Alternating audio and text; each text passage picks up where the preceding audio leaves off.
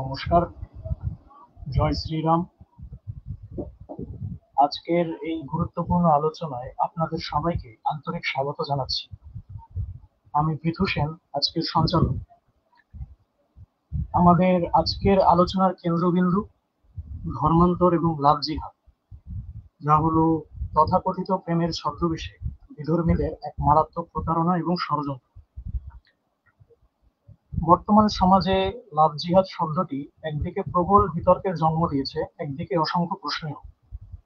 অনেকের কাছে এটি একটি বাস্তব হুমকি, আমাদের মেয়ে বোনেদের নিরাপত্তা, আমাদের ধর্মীয় অস্তিত্বের প্রশ্নে। আবার কেউ কেউ বলেন এটি শুধু একটি রাজনৈতিক বা সামাজিক প্রচারণা।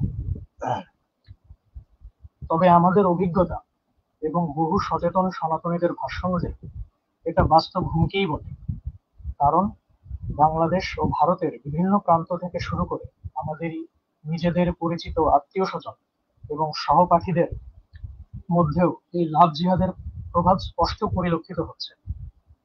প্রতিনিয়তই দেখা যাচ্ছে আমাদের কতিপয় হিন্দু নারীরা বিভিন্নভাবে বিধর্মী ছেলেদের সঙ্গে অনৈতিক সম্পর্ক স্থাপন করছে, নিজ ধর্ম ও পরিবার ত্যাগ করে চলে যাচ্ছে এবং পরিশেষে কঠিন মৃত্যুবরণ অথবা নারকীয় জীবনের মধ্যে দিয়ে তাদেরকে যেতে হচ্ছে। বিধর্মী ছেলেদের সাথে সম্পর্কে জড়িয়ে 99% ক্ষেত্রে এমনটাই ঘটছে। তাই আমরা নিশ্চিত এটা সুপরিকল্পিত এক প্রতারণার ফাঁদ। যে সকল ছেলে মেয়ে, বিশেষত মেয়েরা এই ফাঁদে পা দেয় এবং গোকার স্বর্গে বাস করতে থাকে, তারা প্রত্যেকেই নিজের ধর্ম ও অপরের ধর্ম সম্পর্কে অজ্ঞ এবং সর্বোপরি তারা বাস্তব জ্ঞান রহিত। সে সমস্ত বিষয় নিয়ে আজকে বিস্তারিত আলোচনা হবে। আজকের আলোচনার মূল বিষয় হচ্ছে ইতিহাস, সাহিত্য, শাস্ত্র ও সাম্প্রতিক ঘটনাবলীর উপর ভিত্তি করে সর্বোচ্চ তথ্য ও প্রমাণের প্রেক্ষিতে ধর্মান্তর ও লাভ জিহাদ ষড়যন্ত্র, লাভ জিহাদ সংঘটিত হওয়ার পিছনে কারণ, এর প্রভাব ও ভয়ঙ্কর পরিণতি, সনাতন ধর্মে নারীর সম্মান ও মর্যাদা এবং ধর্মান্তর ও লাভ জিহাদের মরণ ফাঁদ ঠেকাতে সাধারণ হিন্দুদের যে সকল কার্য করণীয়। যারা যারা আলোচনাটি দেখছেন সকলকে বলবো আলোচনাটি আপনার পরিচিত সনাতনী ভাই বোনদের শেয়ার করে দিন। আলোচনা শুরুর পূর্বে আমি একটি সতর্কতা জারি করতে চাই। যেমনটা আপনারা দেখতেই পাচ্ছেন, আজকের আলোচনাটি শুধুমাত্র সনাতনীদের সচেতন করার জন্য। কোনো ধর্মমতকে আঘাত দেওয়া বা তাদের ছোট করা আমাদের উদ্দেশ্য নয়। কোনো মত নেই, আমাদের কোনো প্রকার আপত্তি ততক্ষণ পর্যন্ত নেই যতক্ষণ না সেই মত বা অনুরূপ কিছু আমাদের স্বজাতির কোনো ক্ষতি করছে। আমরা ইতিহাস, স্বীকৃত গ্রন্থ ও বাস্তবতার ভিত্তিতে আলোচনা করব, কিন্তু সেটা শুধুমাত্র একটা বিশেষ উদ্দেশ্যে। অতএব কারোর খারাপ আচরণ বা হুমকি আমাদেরকে আইনি পদক্ষেপ নিতে বাধ্য করবে। এখানে আমাদের মূল আলোচক মৃগাঙ্ক রায় দাদা যুক্ত আছেন। আমি তাকে স্বাগতম জানাই এবং এবার সরাসরি তাকে অনুরোধ করি তার বক্তব্য শুরু করার জন্য।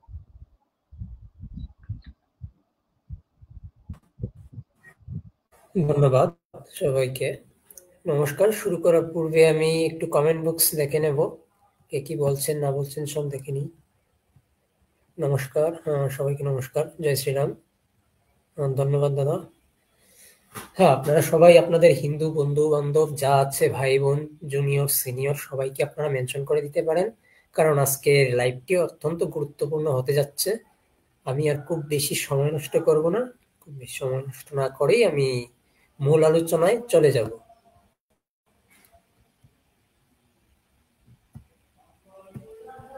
প্রথমে শুরু করব হচ্ছে শরৎচন্দ্র চট্টোপাধ্যায়ের একটি প্রবন্ধ দ্বারা। তো ওই প্রবন্ধটি হচ্ছে গিয়ে বর্তমান হিন্দু মুসলিম সমস্যা। এটি শিবপ্রসাদ রায় একটি পত্রিকা থেকে সংগ্রহ করে উনি এটাকে লিখেছেন আর কি, বই আকারে লিখেছেন, বর্তমান হিন্দু মুসলমান সমস্যা। তো বিভিন্ন পত্রিকায় এগুলো পাওয়া যায়, পুরাতন পত্রিকায়। এগুলো যদি আপনারা পড়েন আপনারাও পাবেন, এখানে পত্রিকার রেফারেন্সও দেওয়া আছে, যদি কারো সন্দেহ থাকে তাহলে এই রেফারেন্স দেখে নিতে পারেন। এই যে দেখুন, একদিন মুসলমান লুণ্ঠনের জন্যই ভারতে প্রবেশ করিয়াছিল, রাজ্য প্রতিষ্ঠা করিবার জন্য আসে নাই। সেদিন কেবল লুট করিয়াই ক্ষান্ত হয় নাই, মন্দির ধ্বংস করিয়াছে, প্রতিমা চূর্ণ করিয়াছে, নারীর সতীত্ব হানি করিয়াছে। বস্তুত অপরের ধর্ম ও মনুষ্যত্বের পরে যতখানি আঘাত ও অপমান করা যায়, কোথাও কোনো সংকোচ মানে নাই। তো ওই যে উনি বলেছেন, ওনার কথাতে অনেকে আপত্তি জানায় যে এগুলার ভিত্তি কি, এগুলো তো ভুল। তো এগুলার ভিত্তি আপনাদেরকে দেখিয়ে দিই। ভিত্তি যদি আপনারা দেখতে চান তাহলে দেখিয়ে দিই।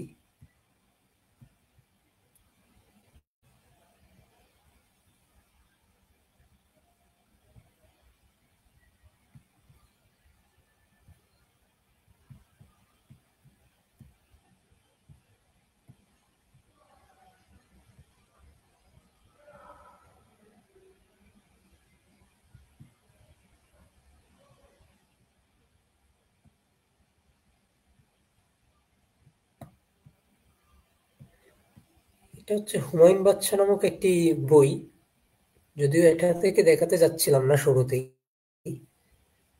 তো ওই বইটা আপাতত সামনে আসতেছে না। আচ্ছা, আমি ওইখানে দেখি। এই যে মসিরি আলমগিরি। মসিরি আলমগিরি হচ্ছে আমাদের যে এই কিছুদিন আগে একটা মুভি বের হয়েছে ছাবা, ওইখানে মূল কাহিনীটা কাকে নিয়ে, আওরঙ্গজেব আর হচ্ছে শিবাজির ছেলে এই যে আওরঙ্গজেব, সেই আওরঙ্গজেবের কাহিনী নিয়ে আর কি, আওরঙ্গজেবের আদেশে কি কি হয়েছে এটা আপনাদেরকে দেখাচ্ছি। যে এই যে মন্দির ভাঙচুর যে হয়েছে, মন্দির ভাঙচুরের এটা দেখুন, যে the temples of Kandala and Sanula and all other temples the neighborhood were demolished. demolished মানে ধ্বংস করেছে। এই ধ্বংস করার পর কি করেছে, এটা হচ্ছে on Sunday the 25th May or 24th আর কি, তারিখটা নিয়ে একটু কনফিউশন আছে এখানে, এই কারণে এখানে অবলিক দিয়ে দেওয়া আছে। Askan Jahan Bahadur came from Jodhpur after demolishing the temples and bringing with himself some cartloads of idols, and had audience of the emperor, who highly praised him and ordered that the idols, which were mostly jeweled golden, silver, bronze, copper or stone, অর্থাৎ দামি দামি যেসব idol মানে মূর্তিগুলো ছিল, ওই মন্দির ভাঙ্গার পর যেসব পেয়েছে আর কি মূর্তিগুলো, ওইগুলোকে এই অনেক দামি ছিল, এই জন্যই এগুলা বলছে এই যে জুয়েল, রত্ন টত্ন সমন্বিত, তারপরে স্বর্ণ রূপা ইত্যাদি আর কি, ইত্যাদি সমন্বিত, should be cast in the bard of the court and under the steps of the জামে Moscow to be trodden on। অর্থাৎ হচ্ছে এগুলো এই মসজিদে যাওয়ার যে রাস্তা, মসজিদে যাওয়া আসার যে রাস্তা, সেই রাস্তার মধ্যে মূর্তিগুলোকে বিছিয়ে দেওয়া হয়েছে। এগুলোর উপর দিয়ে তারা হেঁটে হেঁটে যেত আর হেঁটে হেঁটে আসতো, মানে অপমান করার উদ্দেশ্যে আর কি। তো এই যে মন্দির লুণ্ঠনের বিষয়টা যে বললেন, এখানে এই যে লুণ্ঠনের জন্য ভারতে এসেছে, যে লুণ্ঠনের প্রমাণ দেখা গেল, এবং তারা ওই যে মন্দির ধ্বংস করেছে এটা দেখা গেল প্রমাণ। কিন্তু ওই যে এই বিষয়টা, এটা একটু পরে দেখাবো যে এটা তাদের ধর্মসম্মত কিনা, এটা আমরা দেখাবো, তাদের মান্য গ্রন্থ থেকেই দেখাবো। তো আপাতত এটা নয়, এবার দেখাই হচ্ছে গিয়ে বাবরের কাহিনী নিয়ে দেখাই, যে বাবর কি করেছেন। ইতিহাসের ভিত্তিতেই যাচ্ছি। এই যে Babur, বাজরিস, as the Bajoris were rebels and at enmity with the people of Islam, অর্থাৎ ইসলাম ধর্ম যারা পালন করত তাদের সঙ্গে বাজুরির একদল বিদ্রোহীর শত্রুতা তৈরি হয়। And as by reason of the heatiness and hostile customs prevailing in the midst, the very name of Islam was rooted out from their tribe, অর্থাৎ তাদের যে গোষ্ঠীটা ছিল, এই গোষ্ঠীটা ইসলামের যে মূল শিকড় সেটা থেকে বেরিয়ে গিয়েছিল। শুধুমাত্র এই কারণে তারা কি করলো, they were put on general মিসকেয়ার and their wives and children were made captive, অর্থাৎ তাদের যে স্ত্রী এবং সন্তানরা ছিল, শিশুরা ছিল, তাদেরকে বন্দী বানিয়ে ফেললো। এট এ guess more then 3000 men went to their death, অর্থাৎ 3000-এর বেশি মানুষকে, পুরুষকে আর কি, পুরুষ মানুষকে তারা মেরে ফেলেছিল, শুধুমাত্র ইসলাম থেকে তারা সরে গিয়েছিল এই কারণে। কতটুকু হিংসাত্মক শুধু চিন্তা করুন, ইতিহাস বলছে, আমি না। এটা কিন্তু বাবরনামা গ্রন্থ, বাবর নিজে বলেছে। এই জিনিসটা তো দেখালাম, তাই আপনাদের গ্রন্থটা দেখিয়ে দিই।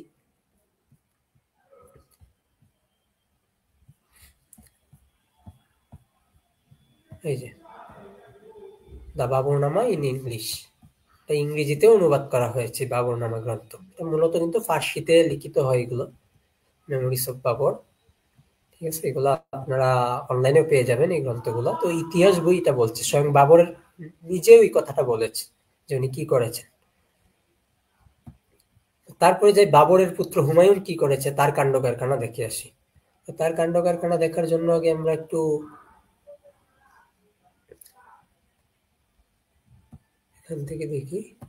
একটা ওয়েবসাইট আছে দ্য হিন্দু পোস্ট, ওইখানে একটা গ্রন্থ থেকে রেফারেন্স দেওয়া হয়েছে। এই গ্রন্থটা কার এটা আপনারা দেখতে পারেন, history of India for children volume 2, Archana Garodia Gupta and Shruti Garodia.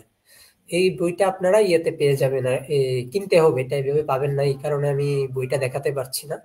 বইয়ের পেজ থেকে দেখানো হচ্ছে, according to some letter legends, Rani Karnavati, the widow of Rana Sanga, sent a Rakhi to Humayun seeking his help, and Humayun generally responded, no contemporary writer has mentioned the story and it may not be true. এটা বলছে যে এটা সত্যি নাও হতে পারে, এরকম অনেক রাইটাররা লিখেছে এই ঘটনাটা যে সত্যি নাও হতে পারে, যে রাখি পাটে কিন্তু হেল্প চেয়েছিল, ইয়ার কাছে হুমায়ুনের কাছে হেল্প চেয়েছিল। টোড নামে একজন আছে রাজস্থানের উপর বই লিখেছেন, উনি বলেছেন যে এই হুমায়ুন নাকি হেল্প করেছেন এবং রাখি পাঠিয়ে হুমায়ুনকে ভাই বানিয়েছে। কিন্তু কথা হচ্ছে বিশ্বাস করি তো হেল্প চায় মানুষের কাছে, এটা হচ্ছে মূল বিষয়।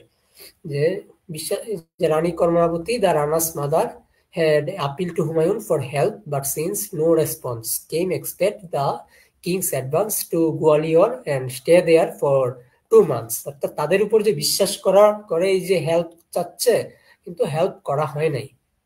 রানার মা সাহায্য চাচ্ছেন, রানী কর্ণ উনি সাহায্য চাওয়ার পর ওনার কাছে হুমায়ুনের কাছে আর কি, হুমায়ুন বাদশার কাছে সহায়তা চাইলেন, কিন্তু উনি সহায়তা করলেন না। উনি গোয়ালিয়র ছিলেন, এই উনাদের রাজ্য থেকে খুব বেশি দূরে নয়, কিন্তু এখানে উনি 2 মাস অবস্থান করে সবকিছু দেখছিলেন, কিন্তু উনি আনন্দ ফুর্তি করছিলেন, কিন্তু হেল্প করেননি।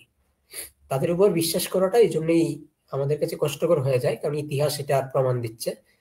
আরো ঘটনা আছে, এই যে ইয়ের পর আর কি, মানে যখন যুদ্ধ টুদ্ধ শেষ আর কি, চিতুর দুর্গ দখল করে ফেলেছে রানী কর্ণবতী, তখন জওহর করে ফেলেছেন অনেক নারীদের নিয়ে। এটাই সবচেয়ে বড় জওহর ছিল চিতুর দুর্গের রানী কর্ণাবতীর সময়ে। আরেকটা হয়েছিল পরবর্তীতে, তখন প্রতাপ সিং এর বাবা উদয় সিং এর সময় আর কি আরেকটা হয়েছিল।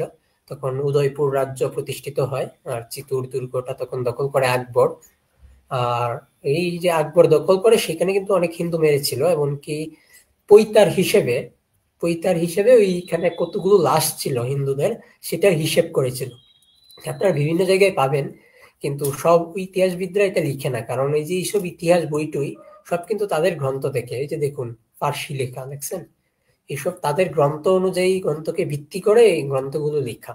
মানে আমাদের পক্ষ থেকে যে কেউ ইতিহাস লিখবে বা ইয়ে করবে এইটুকু সুযোগই পায় নাই। একজন হয়তো ছিলেন চক্রপাণি মিশ্র, প্রতাপ সিং এর বন্ধু, উনার কয়েকটা বই আছে, এখানে কিছু তথ্য পাওয়া যায়। তো এখানে দেখেন যে এটার পরে আর কি, by the time of correspondence between Humayun and Bahadur Shah ended, Humayun reached Sangrampur হচ্ছে সংগ্রাম সিংহ যে ছিলেন ওনার ইয়ে আর কি, দুর্গ, ওনার তৈরি করা দুর্গ, ওনার নামে আগে রানাদের নামে দুর্গ তৈরি হতো অধিকাংশ, যেমন উদয়পুর দুর্গ তৈরি হয়েছিল চিতুর দুর্গ হারিয়ে যাওয়ার পর। Where he stayed for more than a month, Humayun's march through the eastern Malwa alarmed Bahadur so much that he thought of raising the siege of Chittur। অর্থাৎ সে চিত্তুর দুর্গকে যে অবরোধ করে রেখেছিল, বন্দি করে রেখেছিল, সেটাকে সে সরিয়ে নিতে চাচ্ছিল। বাহাদুর শাহ ভয় পাইছে যে এখন যদি হুমায়ুন এসে তার উপর আক্রমণ করে, তাই সে ওই আক্রমণের জন্য প্রস্তুত হচ্ছিলেন। এবং of returning to his capital of Mandu, মান্ডুতে তার রাজধানীটাকে সে রিটার্ন করে নিচ্ছিলেন আর কি, ওইখানে চলে যাচ্ছিলেন। And of making a serious preparation to face হুমায়ুনের সঙ্গে মুখোমুখি হওয়ার জন্য ভালোভাবে প্রস্তুতি নিচ্ছিলেন। But his minister Sardar Khan, relying on the Muslim tradition mentioned in the last চ্যাপ্টারে কি বলছে সেটা আপনাদের পরে দেখাবো, যে মুসলিমদের ঐতিহ্য এরকম, তারা যখন নন মুসলিমদের অর্থাৎ যারা ইসলাম বিরোধী তাদের সঙ্গে যখন তারা লড়াই করে, তখন তারা একজন মুসলিমকে অ্যাটাক করে না। Humayun would not attack him while the latter was engaged in a war with a non Muslim. The expected happened, অর্থাৎ যেটা আশা করা গেছিল, অর্থাৎ ওই মন্ত্রী যেটা বলছিলেন বলে সাহস জুগিয়েছিলেন, সেটাই ঘটেছিল। এটা নিয়ম আর কি, ইসলামিক নিয়ম। এবার ইসলামিক নিয়মটা কি সেটা দেখাই। মুসলিম রুলার্স তো মুসলিম শাসকরা যে একটা ভাগ রাখে যে মুসলিম এন্ড হিন্দু স্টেট এবং মুসলিম যে স্টেট গুলো আছে, স্টেট মানে রাজ্য আর কি, ওই রাজ্যের মধ্যে একটা ডিফারেন্স রাখে আর কি, সবসময়ই একটা ডিফারেন্স রাখতে চায় বা ব্যতিক্রম তারা দেখাতে চায়, নিজেদেরকে একটু উপরে রাখতে চায়। এটা তাদের হচ্ছে আইনে আছে, যে the letter if the Hidaya, Hidaya হচ্ছে তাদের আইনের বই। তো ওই আইনের বই কি আছে যে interacted was outside the Muslim code of international equity and the Muslim king was not permitted to maintain permanent peace with an infidel state. Infidel মানে হচ্ছে কাফেরদের রাজ্য। তো কাফেরদের রাজ্যের সঙ্গে পাকাপাকি ভাবে কখনো শান্তি প্রতিস্থাপন করা যাবে না, এটা হচ্ছে তাদের আইনে বলছে। ইসলামিক আইনের বই যেগুলো আছে সেগুলো এটা বলছে, এটা নির্দেশ দিচ্ছে। এই হোক, এবার আমি একটু থামবো, দেখি কার কি মতামত।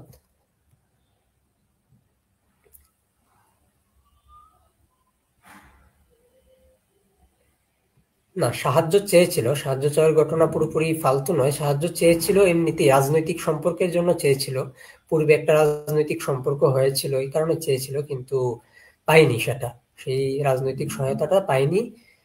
রানী তো মানে বাধ্য হয়ে চেয়েছিল, মানে তাদের সহায়তা লাগতো এরকম না, কিন্তু তার বিপদে পড়ে গেছিল তাই বাধ্য হয়ে চেয়েছিল সহায়তা।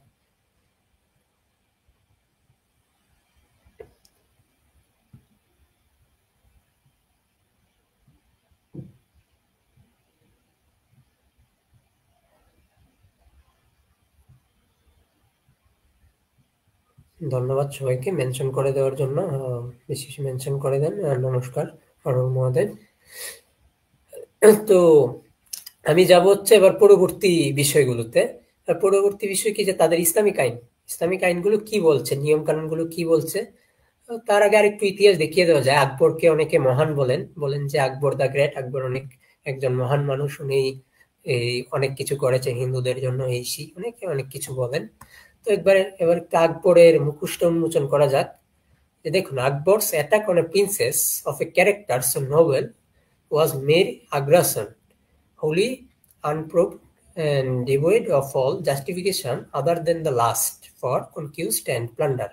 অর্থাৎ আকবর যে প্রিন্সেস, প্রিন্সেস মানে রাজকুমারী, of a character so Nobel, অর্থাৎ যেসব রাজকুমারীর চরিত্র অত্যন্ত মহৎ ছিল, অত্যন্ত ভালো সুশীল রাজকুমারী ছিল, তাদের উপর অ্যাটাক করতো মূলত নিজের আগ্রাসন দেখাতে, নিজের যে প্রভাব, নিজের একটা মনোভাব, মানে লালসা, লোভ লালসা, এগুলা প্রকাশ করার জন্য এগুলা করতো। এবং কি যুদ্ধ করতো যে ওই মেয়েদেরকে পাওয়ার জন্য। তারপরে হচ্ছে গিয়ে এই যে কামনা, লাস্ট হচ্ছে কামনা, কামনা, লালসা, লোভ, এটা দিয়ে লাস্ট বোঝায় আর কি। তো তার অর্থের প্রতি, এই নারীর প্রতি তার যে কামনা বাসনা ছিল, সেটা দেখানোর জন্য সে শুধু আক্রমণ করত, আর কিছু না। তার যে এগুলো দরকার এরকম না, তার অনেক টাকা পয়সা অনেক কিছু ছিল, এমন না যে সে আক্রমণ করে অনেক অর্থ টর্থ দিয়ে, তার অর্থের প্রয়োজন এই জন্য আক্রমণ করে লুটপাট করতো। এটা শুধু তার ইচ্ছা, মনের ইচ্ছা, মনে ইচ্ছা হয়েছে সে গিয়ে আক্রমণ করছে, এরকম। এটা লিখেছেন, এই বইটা কে লিখেছেন দেখিয়ে দিই। এই বইটা পুরোটা পড়লে আর অনেক কিছু জানতে পারবেন। এটা দেখছেন, এটা কিন্তু একটা ভার্সিটির ইয়ে থেকে, কর্নেল ইউনিভার্সিটি লাইব্রেরি থেকে এই বইটা আমি এনেছি আর কি। ভিনসেন্ট স্মিথ উনি লিখেছেন। তারপর এটা হচ্ছে ইরা মুকুটির বই। ইরা মুকুটি বইয়ে আছে যে during the 3 days in Chittor, Akbar rewarded the bravest fighters, one of the men the singled out of his explanatory of Kshatriya Rairayan. এগুলো পরে লাভ নেই, আপনাদের মেন জিনিস দেখাই, যে আকবর একটা ফতেহনামা ডিক্লেয়ার করেছিলেন। এই যে ফতেহনামা, ইন হিজ ফতেহনামা Akbar declared, we, as far as it is within our power, remain busy in jihad. দেখছেন যে আমরা জিহাদে ব্যস্ত আছি। We have success to occupying a number of forts and towns belonging to the infidels. Infidels মানে আগে বললাম যে কাফের, and have established Islam there. With the help of our bloodthirsty, তাদের রক্ত তৃষ্ণা, sword, we have erased the signs of infidelity from their minds. এই যে যাদের মনে কাফেরের চিহ্ন আছে, এইসব তারা কাফেরের চিহ্ন টিহ্ন সব মুছে দিয়েছিল তাদের রক্ত পিপাসায়। their minds and have desperate temples in those places and also all over Hindustan. তা কি ভয়ানক সে ফতেহনামা জারি করছিল, এটা মানে অনেক জায়গায় ছড়িয়ে দিয়েছিল এই ভয়টা, যে তাকে যেন সবাই ভয় পায়। এইখানেও আছে, চিত্তুর was stridently proclaimed to be the victory of Islam over infidels, তো কাফেরদের বিরুদ্ধে ইসলামের জয় প্রতিষ্ঠিত হয়েছে। যাই হোক, এটা হচ্ছে ইরা মুকুটির একটা বই, আকবর দ্য গ্রেট বইয়ের নাম যদিও।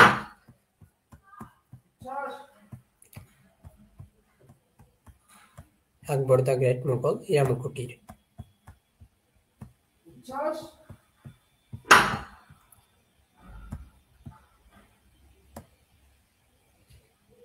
আমাকে 1 মিনিট সময় দেন।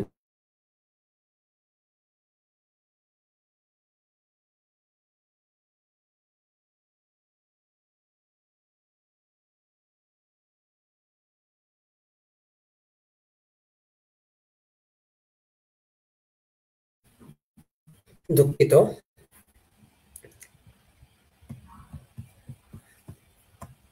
বইগুলো লাগলে বলবেন। এই যে ইরা মুকুটি, ইরা মুকুটির আরো বই আছে বেশ কয়েকটা, তো এগুলোর মধ্যে অনেক সত্য কথা লেখা আছে। বইয়ের নাম দেখছেন তো, আকবর দ্য গ্রেট মুঘল, ইরা মুকুটি। অর্থাৎ আকবর সম্পর্কিত যা যা তথ্য মানে পাওয়া যায় তাকে মহান বানানো, সেটারই চেষ্টা করা হয়েছে। সেখানেও কিছু সত্য কথা চলে আসছে, কিছু করার নেই। যাই হোক, আবার একটু দেখে নিব কমেন্ট গুলো।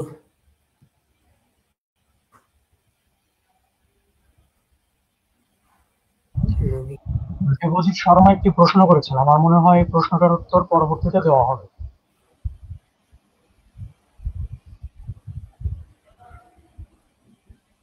আচ্ছা দেখুন, আপনাদের কথা অনুযায়ী সূরা দেখানোর জন্য তো আমি বসিনি। হ্যাঁ, কাফেরদের উদ্দেশ্যে অনেক জায়গাতেই আছে। আমি জাস্ট ইতিহাসটা দেখাচ্ছি, তাদের সঙ্গে আমাদেরটা তুলনা করব এই হিসেবে। যাই হোক, আমি তো মানে আপনাদের এটা চাচ্ছেন বা ওইটা চাচ্ছেন, আমার উদ্দেশ্য কিন্তু ইসলাম খণ্ডন নয়। আমার উদ্দেশ্য সনাতনীদের মধ্যে সচেতনতা বৃদ্ধি। আমাদের ওইখানে লাইভের ওখানে হেডলাইন আপনারা দেখতে পাবেন, নিচে হেডলাইন দেখাচ্ছে, এখানে দেখতে পাবেন যে আমাদের উদ্দেশ্য একমাত্র সনাতনীদের সচেতনতা বৃদ্ধি। তাদেরকে খণ্ডন করা বা তারা ভুল ইত্যাদি বলা আমার কোনো উদ্দেশ্য নয়। কারণটা কি, তারা যদি তাদের মতো থাকতো তাহলে আমাদের কোনো আপত্তি ছিল না। কিন্তু তারা তাদের মতো না থেকে তারা এসে আমাদের লোকজনকে বলছে, আমাদের বোনদেরকে বলছে, আমাদের ছোট ভাইদের বলছে কনভার্ট হওয়ার জন্য, এই করার জন্য হুমকি ধামকি দিচ্ছে। ছোটবেলায় আমিও অনেক হুমকি খেয়েছি। আমাকে শিবির থেকে হুমকি দেওয়া হয়েছিল যে যদি কনভার্ট না হস তাহলে তোর কিন্তু রক কেটে ফেলবো, এই সেই আমাকে অনেক ভয় দেখানো হয়েছে, কিন্তু কিছু করতে পারে নাই। এরকম তারা অনেক কিছুই করে থাকে। এগুলো আমাদের চোখের সামনে হচ্ছে এবং এগুলো দেখে দেখে আমি বিরক্ত, পুরোপুরিভাবে বিরক্ত। এমন না যে তাদেরকে আমরা এমনিতেই গিয়ে তাদের সঙ্গে আমরা ঝগড়া করতে যাচ্ছি, এরকম না। আমার এলাকায় যদি বলি আমি আর কি, আমার এলাকায় আমার সবচেয়ে যে ভালো বন্ধু আছে সে হচ্ছে মুসলিম, কিন্তু সে বাংলা সাহিত্য নিয়ে পড়ার কারণে অনেকটা সে বামপন্থীদের ন্যায় হয়ে গিয়েছে এবং নাস্তিক হয়ে গিয়েছে বলা যায়, এবং আমাকে অনেক কিছুতে প্রটেক্ট করেছে। আমাদের রক্তাক্ত শারদে আমার ফ্রেন্ড সার্কেলের একটা অংশ প্ল্যান করেছে যে তারা ভাঙচুর করবে, হচ্ছে আমাদের মূর্তি টুর্তি ভাঙচুর করবে, মন্দির ভাঙচুর করবে। তো এটা আমার কানে এসেছে, আমার কানে সব খবরই চলে আসে, আমার লোকজন থাকে সব জায়গাতেই। তো আমার কাছে খবর চলে এসেছে, আমি মিটিং ডাকলাম অন্য মুসলিমদের নিয়ে, তাদেরকে নিয়ে ডেকে বললাম যে এরকম এরকম খবর আসলো, এখন যদি এরকম কিছু হয় তাহলে আমরা পূজা টুজা বাদ দিয়ে হাতে অস্ত্র নিয়ে বের হয়ে পড়বো আর কি। নমস্কার সৌনক দা, সৌনক দা এসেছেন, খুব ভালো লাগলো।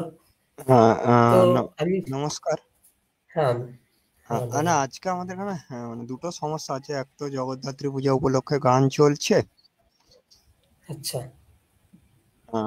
আর একটা জিনিস হলো যে আমার গলায় সংক্রমণের ফলে কথা মানে কথা বলতে সমস্যা না হলেও খাবার খেতে খুব সমস্যা হচ্ছে। যাই হোক, আচ্ছা আচ্ছা, সমস্যা নেই দাদা, আপনাকে কষ্ট দেবো না বেশি, সমস্যা নেই, আসছেন এটাই অনেক কিছু দাদা। তো আমি ওদেরকে বললাম যে এখন কি তোরা কিছু করবি নাকি আমরা ব্যবস্থা নিব। তখন তারাই ব্যবস্থা নিয়েছে, তারা বলছে না তোরা পূজা দেখ, আমরা আমাদেরটা দেখবো। তো তো এমন নয় যে তাদেরকে আমরা খারাপ বলতেছি, তারা সবাই খারাপ হয়ে গেছে বা তারা ভুল, সবকিছুই তারা ভুল। তারা তাদের যারা শিক্ষিত হচ্ছে তারা নিজেদের ভুলগুলো মেনে নেয় যে না এখানে ভুল আছে, আমি এটা মানি। হয়তো সবার সামনে স্বীকার করতে পারে না, এটা একটা সমস্যা। অনেকে আমি এরকমও দেখেছি, অনেকে এই গরুর মাংস খায় না কিন্তু স্বীকার করতে ভয় পায়, লোক সমাজে এসে স্বীকার করতে এটা ভয় পায়। যাই হোক, আমি হুম পরবর্তীতে যাব। তো এটা দেখালাম ইরামকুটির বই থেকে যে আকবর জিহাদ নিয়ে ব্যস্ত ছিলেন।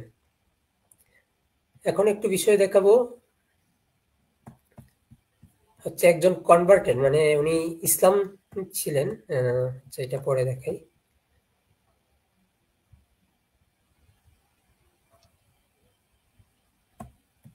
এই যে ইনি হচ্ছে একজন মুসলিম মেয়ে, নাম হচ্ছে নুসরাত জাহান আয়েশা সিদ্দিকা। বইয়ের নামটা দেখিয়ে দিই, ইসলামী শান্তি ও বিধর্মী সংহার।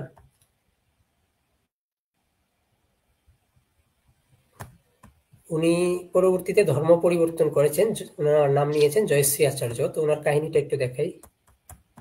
প্রকাশিকার কথা, জন্মসূত্রে আমি একজন মুসলমান, পিতার ইচ্ছা ছিল আমি ইসলামী ধর্মতত্ত্ব বিষয়ে পণ্ডিত হই, এজন্য আমাকে মাদ্রাসায় ভর্তি করেন। আমি নিষ্ঠা সহকারে ইসলামী বিষয়ে পড়াশোনা করি। পরিণত বয়সে আমি বুঝতে পারি ইসলাম আমার জন্য নয়, এটি আরবের বর্বর বেদুইনের জন্য। সে কারণে আমি নিজেকে হিন্দু ভাবতে থাকি। ইতিহাস পড়ে আমি দেখতে পেলাম আমার ও এদেশের মুসলমানদের পূর্বপুরুষ কেউই স্বেচ্ছায় ইসলাম ধর্ম গ্রহণ করেননি।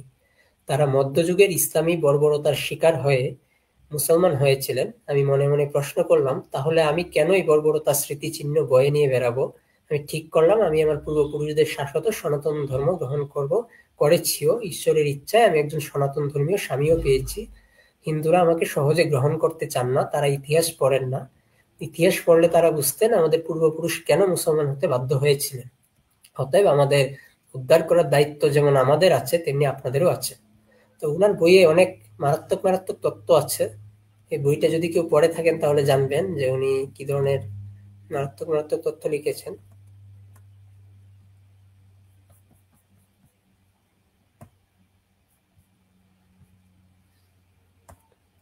যে দেখুন, আল্লাহ কাফেরদের শত্রু বলা হচ্ছে। কাফের কারা, এর সম্পর্কে আল্লাহ বলেন যারা আল্লাহ যা নাজিল করেছেন তদ অনুযায়ী বিধান দেয় না তারাই কাফের। অন্য একটি আয়াতে অবশ্য বলা হয়েছে মাঝামাঝি পথ উৎপাদনকারী প্রকৃত কাফের। আল্লাহ বলেছেন আমি সত্তর, আমি কাফেরদের অন্তরে ভীতির সঞ্চার করব। আল্লাহ আরও বলেছেন ইসলামই হলো আল্লাহর কাছে একমাত্র দিন। এই হিসেবে একজন মুসলমান তার অমুসলিম পিতা জ্ঞাতি গোষ্ঠী মাতা ভ্রাতাকে পরিত্যাগ ও হত্যা করা বৈধ। এটার উদাহরণও আছে কোরআনে। মানে হত্যা করেনি, তবে ত্যাগ করেছিল হয়তো। হত্যার ডাইরেক্ট উদাহরণ আছে কিনা আমার মনে হচ্ছে না এই মুহূর্তে। কাফেরদের প্রার্থনা নিষ্ফল। যে কেউ কোরআন থেকে মুখ ফিরিয়ে নিবে সে কিয়ামতের দিন বহন করবে শাস্তির ভারী বোঝা, এবং তাদেরকে অন্ধ অবস্থায় ওঠানো হবে। ঈমান না আনলে তাদের জন্য আছে যন্ত্রণাদায়ক আযাব। আর মূর্তি পূজারী কাফের, যাদেরকে আল্লাহ মুশরিক বলেছেন, মুশরিক এসেছে হচ্ছে শিরক থেকে, যারা শিরক করেন তারাই মুশরিক। তারা অনন্তকাল জাহান্নামে থাকবে। সৃষ্টির মধ্যে তারা নিকৃষ্টতম। অবশ্য সমগ্র কোরআনে বেশিরভাগ অংশ জুড়েই আল্লাহ কাফের, মুশরিক ও মুনাফিকদের নিন্দা, শাস্তি ও ধ্বংসের ভয় দেখিয়ে আয়াতের পর আয়াত নাজিল করেছেন। গুপ্ত হত্যা, হত্যা, গনিমতের মাল লাভ, বহিষ্কার, মুসলিম নৃশংসতম হত্যাযজ্ঞ, অর্থাৎ পৃথিবীর এমন কোনো অন্ধকার দিক নাই যা আল্লাহ মুসলমানদের করতে বলেননি বা মুসলমানরা করেনি। তো এবার আমি একটু কোরআনেই দেখাই, কোরআনে কি আছে না আছে সেটাই দেখাই। যে দেখুন, এখানে স্ত্রীদের বলা হচ্ছে যে তোমাদের শস্যক্ষেত্র, তোমাদের স্ত্রীরা তোমাদের শস্যক্ষেত্র। এটা হচ্ছে সূরা আল বাকারা, দ্বিতীয় যে সূরাটা আছে সেই দ্বিতীয় সূরায় 223 নং আয়াত আর কি এখানে আছে। তো তোমরা তোমাদের শস্যক্ষেত্রে যেভাবে ইচ্ছে গমন করতে পারো, আর তোমরা নিজেদের ভবিষ্যতের জন্য কিছু করো, তোমরা আল্লাহকে ভয় করো। যাই হোক, পরের ইয়াতে দেখে কি আছে।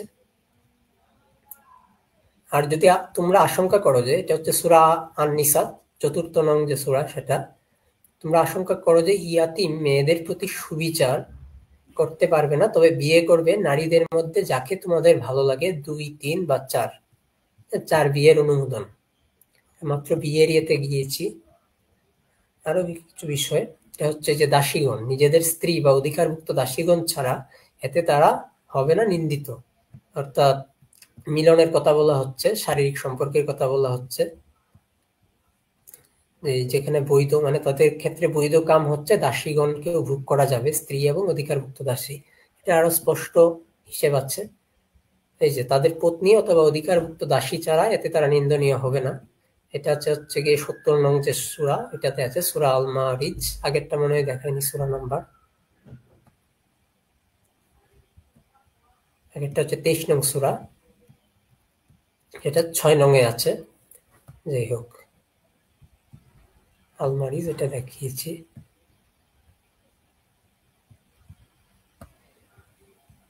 এই যে দেখুন এখানে আরেকটা বিধান আছে দাসীদের ভোগ করার। এটা হচ্ছে গিয়ে বুখারী শরীফ, আমি ভুল না করলে, হ্যাঁ এটা হচ্ছে বুখারী শরীফ। বুখারী শরীফের 3832 নম্বরে আছে। কুতবা ইবন সাইদ ইবন মুয়াহিদ থেকে বর্ণিত, তিনি বললেন, একদা আমি মসজিদে প্রবেশ করে আবু সাইদ খুদরি রাসূলুল্লাহকে দেখতে পেয়ে তার কাছে গিয়ে বললাম এবং তাকে আজল সম্পর্কে জিজ্ঞেস করলাম। আবু সাইদ খুদরি বললেন, আমরা রাসূলুল্লাহর সঙ্গে বানু মুস্তালিকের যুদ্ধে অংশগ্রহণ করেছিলাম। এই যুদ্ধে আরবের বহু বন্দী আমাদের হস্তগত হয়। মহিলাদের প্রতি আমাদের মনে কাহেস হলো, তো মহিলাদের প্রতি তাদের ইচ্ছা জাগলো। বিবাহ শাদী ব্যতীত এবং স্ত্রীহীন অবস্থা আমাদের জন্য কঠিন হয়ে দাঁড়ালো। তাই আমরা আজল করা পছন্দ করলাম এবং তা করা মনস্থ করলাম। এখন আজল বিষয়টা কি, এটা এখানে দিয়েছে। আজল হলো স্ত্রী সঙ্গমকালে বীর্যপাতের ঠিক পূর্ব মুহূর্তে স্ত্রী যোনি থেকে পুরুষাঙ্গ বের করে এনে বাইরে বীর্যপাত ঘটানো। ইমাম আবু হানিফার মতে বাদীর সাথে তার অনুমতি ব্যতি রেখে এ কাজ জায়েজ। বাদী হচ্ছে দাসী, তবে আজাদ স্ত্রীর সাথে এ কাজ করতে হলে তার অনুমতি লাগবে, অনুমতি ব্যতীত বৈধ নয়। দাসী ভোগের একটা প্রমাণ।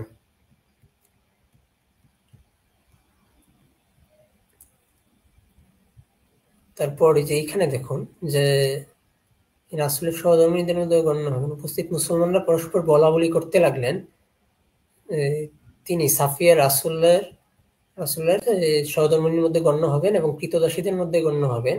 এরপর তারা ধারণা করলেন যে যদি নবী সাফিয়ার জন্য পর্দার ব্যবস্থা করেন তাহলে নবী এর সহধর্মিণী হিসেবে গণ্য করা হবে, আর যদি পর্দা না করা হয় তাহলে তার কৃতদাসী হিসেবে মনে করা হবে।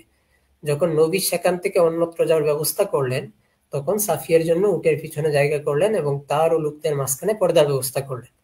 অর্থাৎ যারা পর্দা পরিধান করবে তারা হচ্ছে গিয়ে স্ত্রী হওয়ার যোগ্যতা রাখবে, আর যারা সেটা করবে না তারা হচ্ছে দাসী হতে হবে, কৃতদাসী আর কি।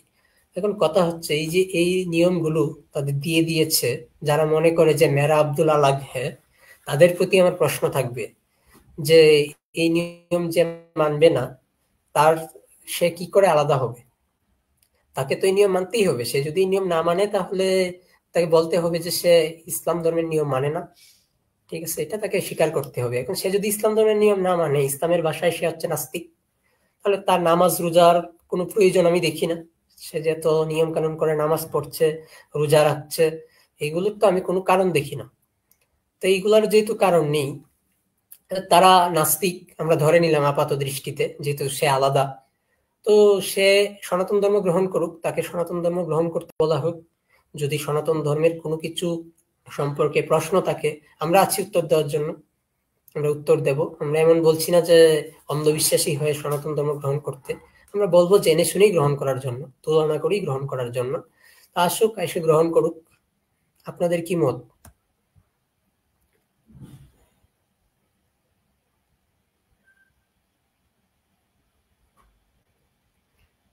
তাও আব্দুল আলাগ না, কিভাবে আলাগ হবে? আলাদা হতে হলে তো কিছু করতে হবে নাকি? সে যদি নাস্তিক হয় তাহলে আমাদের ধর্ম গ্রহণ করুক, আমরা অফার করছি। তারা যেরকম অফার করে আমরা অফার করছি, এবং তাদের মতো অন্ধভাবে নয়, ভয় দেখিয়ে নয়। আমরা বলছি যৌক্তিকভাবে, যুক্তি বিশ্লেষণ করে, জিজ্ঞাসাবাদ করে তারপর গ্রহণ করুক। আমরা এমন বলছি না যে এসে এই অন্ধবিশ্বাসী হয়ে গ্রহণ করতে হবে বা আসলেই মারা যেতে না আসলে মারা যেতে হবে, এরকম আমরা থ্রেট দিচ্ছি না। কারণ আমাদেরকে স্বামীজি শিখিয়েছেন জীবে প্রেম করে যেইজন সেইজন সে হচ্ছে ঈশ্বর। আমাদেরকে অদ্বৈতবাদ শিখিয়েছেন, সেটা হচ্ছে সর্বভূতে ঈশ্বর দর্শন। আমাদের ঠেকা পড়ে নাই যে তাদেরকে হিংসা করার, আমাদের ঠেকা পড়ে নাই, আমরা হিংসা করি না পারতে। যে আমার কাছে গত সপ্তাহে কয়েকটা কেস এসেছে, কেস আসার জন্য আমি লাইভটা করতে বাধ্য হয়েছি। বেশ কয়েকটা কেস এসেছে, সব কয়টা লাভ কেস। মানে তারা কি বুঝে লাভ জিহাদে জড়ায় আমি বুঝি না। এবং তারা একজনের তো কেস আমি শুনলাম এরকম, বললো যে আমি বিয়ের পর আমার ধর্ম পালন করব, সে তার ধর্ম পালন করবে। এখন এটা কখনো সম্ভব হতে পারে? ইসলাম আর হিন্দু একসাথে কখনোই পালন করা সম্ভব হতে পারে না। সে যদি ইসলাম পালন করে তাহলে তাকে হয় কৃতদাসী হয়ে থাকতে হবে, আর কৃতদাসী অনেক হতে পারে এবং তাদের সঙ্গে কোনো নিয়ম কানুন মানা হয় না, একে যা খুশি তাই করা যায় তাদের সঙ্গে। আজল নিয়ে একজন বুঝতে চেয়েছিলেন, এই আজলের বিষয়টা এখানে বুঝিয়ে দিয়েছে তারাই, বুখারী শরীফের। আপনাকে খণ্ড সহ বলে দিব কিনা, খণ্ড সহ বলছি একটু পরে। পৃষ্ঠাটা মাথায় রাখুন, 69 পৃষ্ঠা। এই যে আজল হলো স্ত্রী সঙ্গমকালে বীর্যপাতের ঠিক পূর্ব মুহূর্তে স্ত্রী যোনি থেকে পুরুষাঙ্গ বের করে এনে বাইরে বীর্যপাত ঘটানো। ইমাম আবু হানিফার মতে বাদীর সাথে তার অনুমতি ব্যতি রেখেই এ কাজ জায়েজ, তবে আজাদ স্ত্রীর সাথে এ কাজ করতে হলে তার অনুমতি লাগবে, অনুমতি ব্যতীত বৈধ নয়। অর্থাৎ দাসীর সঙ্গে যুদ্ধবন্দীর সঙ্গে করতে পারবে। এই যে যে দেখলেন এখানে তারা যুদ্ধে গেছে, তাদের হাতে অনেক বন্দী স্ত্রী এসেছে, তাদের ইচ্ছে হলো যে তারা নারীদের ভোগ করবে। জঙ্গিরা কিন্তু এটাই করে, জঙ্গিরা এভাবে করে, এই যে মেয়েদের ব্রেইন ওয়াশ করে জঙ্গিদের জন্য পাঠিয়ে দেওয়া হয়। আপনারা যদি মুভিগুলো দেখেন, দা কাশ্মীর ফাইলসে ওই রকম ভাবে এটা দেখায় নাই, ওই আরেকটা আছে কেরালা স্টোরিতে এরকম আছে যে হিন্দু মেয়েদেরকে কনভার্ট করে ওদেরকে পাঠিয়ে দেওয়া হচ্ছে আফগানিস্তান এরকম অঞ্চলে। জঙ্গিরা যুদ্ধ যুদ্ধ করে তাদেরকে এসে এই ভোগ করতেছে, এরকম অবস্থা। তারপর ভোগ করে ছেড়ে দিচ্ছে, একদম তারা সামনে পেলে গুলি করে মেরে ফেলছে, এরকম অবস্থা আর কি। এই হচ্ছে আজল।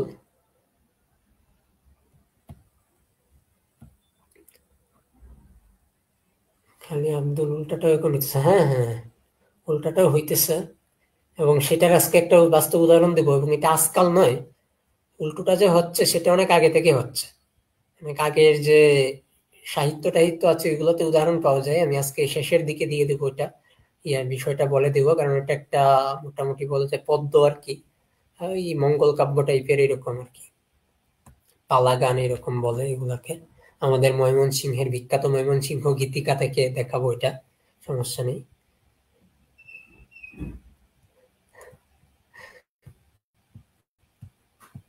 আচ্ছা, একটু কমেন্ট দেখে নেই। লোকজনের ভিউ এত কম কেন?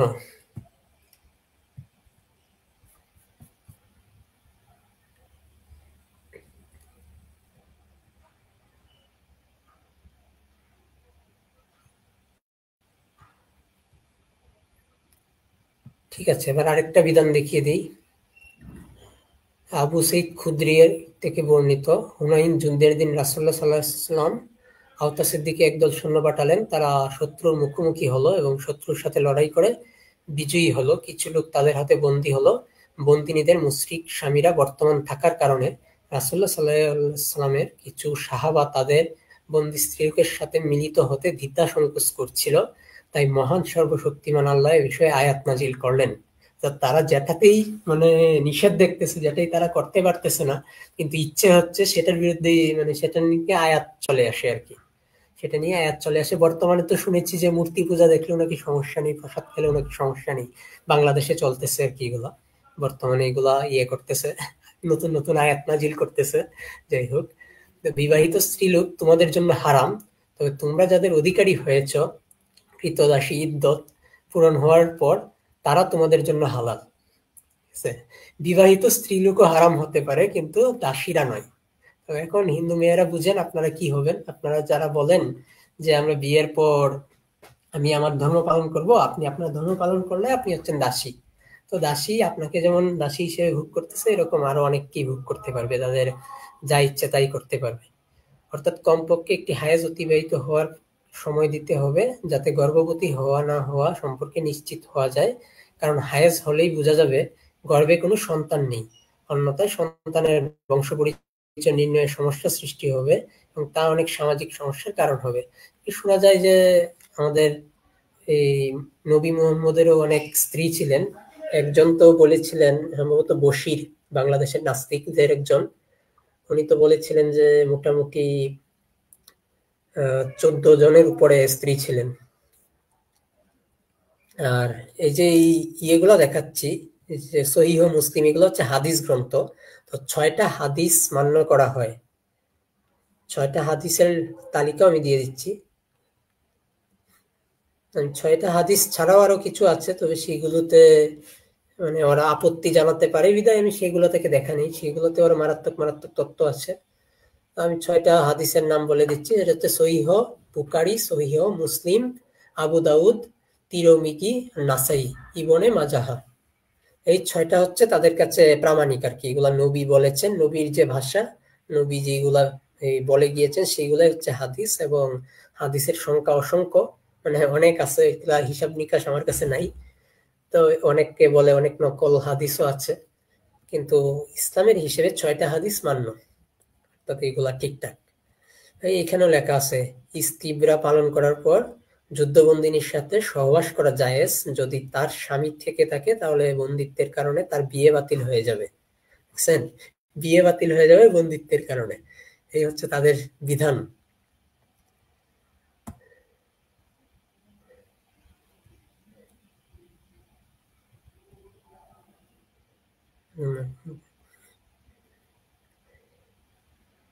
না, আজকে আমি তাদের কোনো খণ্ডন করার ইয়েতে নেই। হ্যাঁ, ধরা খেলেই নিয়ম পাল্টাবে। বান্দি মানে, হ্যাঁ, বাদী মানে দাসী।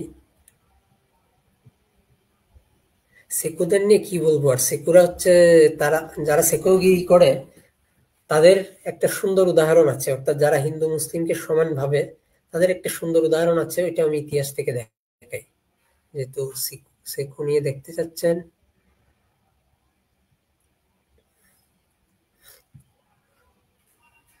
এটা আমি ইনপুট করেছি কিনা আমি নিজেও জানি না।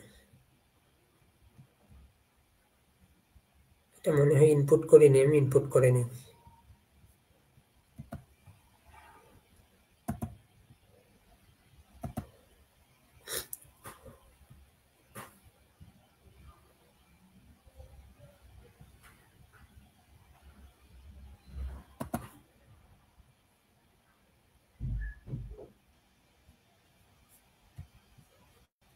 এটা হচ্ছে আরেকটা গ্রন্থ, আহমদ ফজলুর রহমান অনুদিত। এই গ্রন্থে একটা বিষয় আছে, সুলতান সিকান্দার।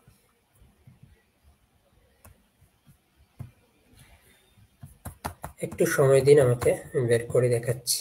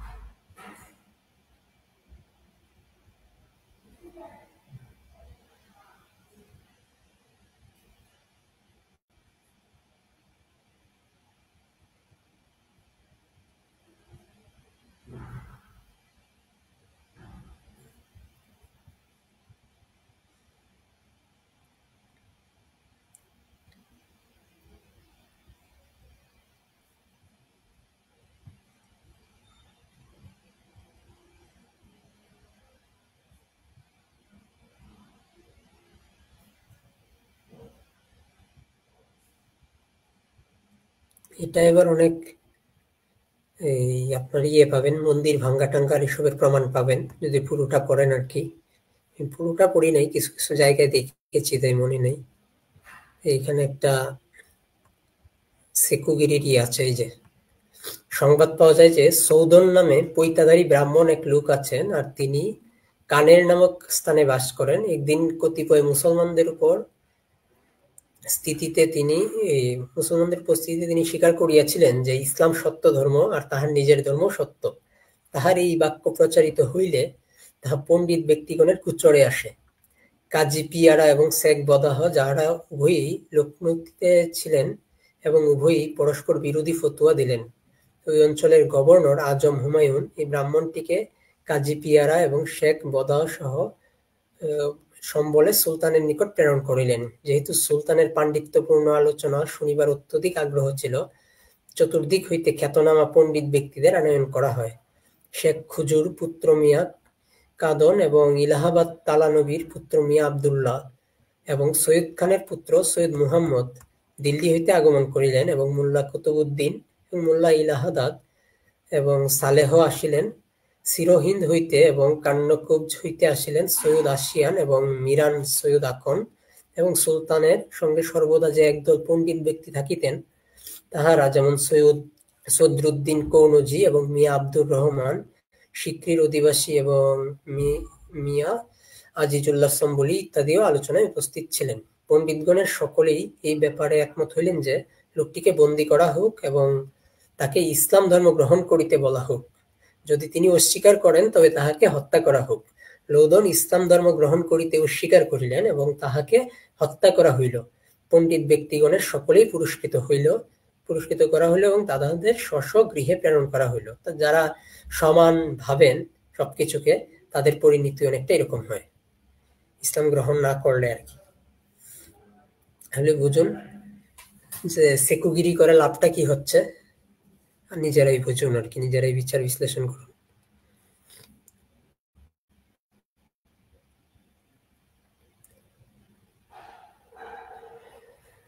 আর কেউ কিছু বলছেন না?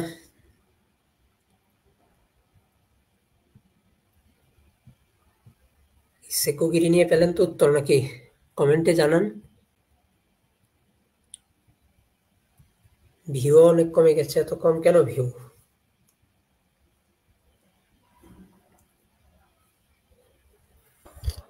দাদা, দেবজিৎ শর্মা নামে একজন প্রশ্ন করেছিলেন যে হিন্দুরা আজকের দুর্বল অবস্থায় এসে দাঁড়িয়েছে কিভাবে।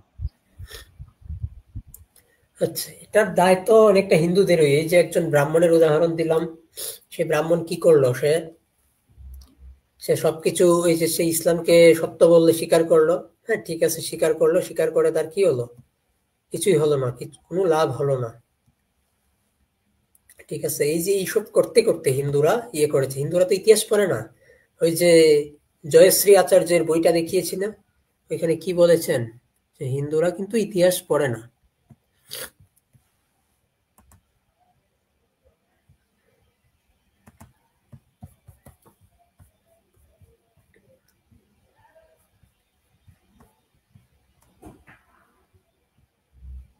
এই যে দেখছেন, হিন্দুরা আমাকে সহজে গ্রহণ করতে চান না, তারা ইতিহাস পড়েন না। বুঝছেন? একজন মুসলিম হয়ে এটা বলেছেন উনি যে হিন্দুরা ইতিহাস পড়েন না। তারা কি যে করেন লেখিকা নিজেও জানেন না।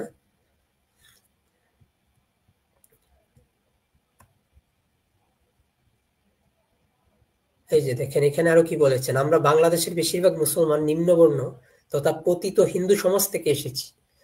ইতিহাস সম্পর্কে অজ্ঞ থাকা আমাদের মানায়, কিন্তু উচ্চবংশ তথা উচ্চবর্ণের হিন্দুরা কেন বহিরাগত মুসলমানের অপকর্মের কথা সাধারণ মানুষের গোচরে আনার ব্যবস্থা করছেন না তা বুঝে উঠতে পারছি না। ভারতে যদুনাথ সরকার এবং রমেশচন্দ্র মজুমদারের ইতিহাস পড়ানো হচ্ছে না, এর জন্য কেন আন্দোলন করছেন না হিন্দুরা? বিশেষভাবে এখনো যারা বর্ণ হিন্দু বলে গর্ব করেন, আর কোরআন হাদিস সম্পর্কে তারা এত উদাসীন কেন? এই যে কোরআন হাদিস পড়েন না, তারা জানেন না, এই কারণে বর্তমানে হচ্ছে এই সমস্যাগুলো হচ্ছে। হ্যাঁ, সেকু মানে অনেকটা টাকা কামানোর ধান্দা। শুধু টাকা কামানোর ধান্দা না, তারা হচ্ছে কি ঝামেলা মিটাতে চায়। যারা ঝামেলা মিটাতে চায় তারাই ঝামেলায় বেশি পড়ে। এই যে ব্রাহ্মণ উদাহরণ, সে কিন্তু বলেছে যে তোমরা ঠিক আছে, তোমরা সমান।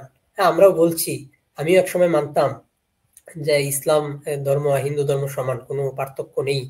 ঠিক আছে, আমি একসময় মানতাম, কিন্তু মেনে লাভ কি হলো? আমার বন্ধুরা আমাকে যেভাবে মানে মানে ইসলামপন্থী বন্ধুরা, কট্টর মুসলিম যেসব বন্ধুরা, তারা আমাকে যেভাবে বিরক্ত করেছে, যেভাবে আমাকে অ্যাটাক করেছে, সেটা দেখেই তো আর আমার এই সেকুগিরি করার মানাইল না।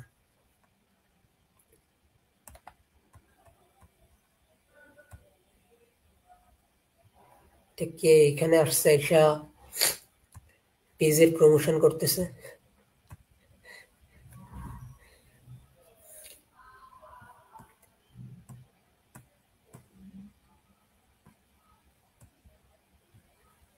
কারোর কিছু বলার থাকলে বলুন।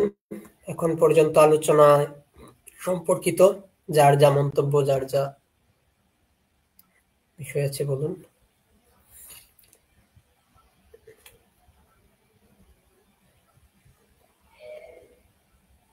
নমস্কার। মাত্র 7 জন লাইভ দেখতেছেন, খুবই দুঃখজনক বিষয়টা।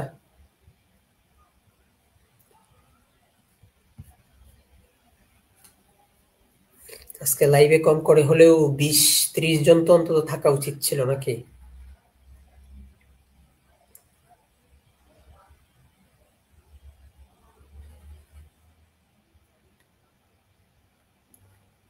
বাঙালি হিন্দুদের মধ্যে এখনো সঠিক চেতনা আসেনি, তবে পশ্চিমবঙ্গে অবস্থা পরিবর্তন হচ্ছে। হ্যাঁ, বাঙালি হিন্দুদের মধ্যে সঠিক চেতনা আসলেই সমস্যা। হিন্দু আর মুসলিমদের মাঝে পার্থক্যটা কি? এতক্ষণ আলোচনা করলাম কি নিয়ে তাহলে? এতক্ষণ যা আলোচনা করলাম তা কি বুঝেছেন? নয়ন সরকার রাজ, নাকি আপনি মাত্রই এসেছেন? মাত্র আসলে পরে শুরুর দিকটা দেখে নেবেন, আরো কিছু পার্থক্য আমরা সামনে পাবো, এটা দেখাবো।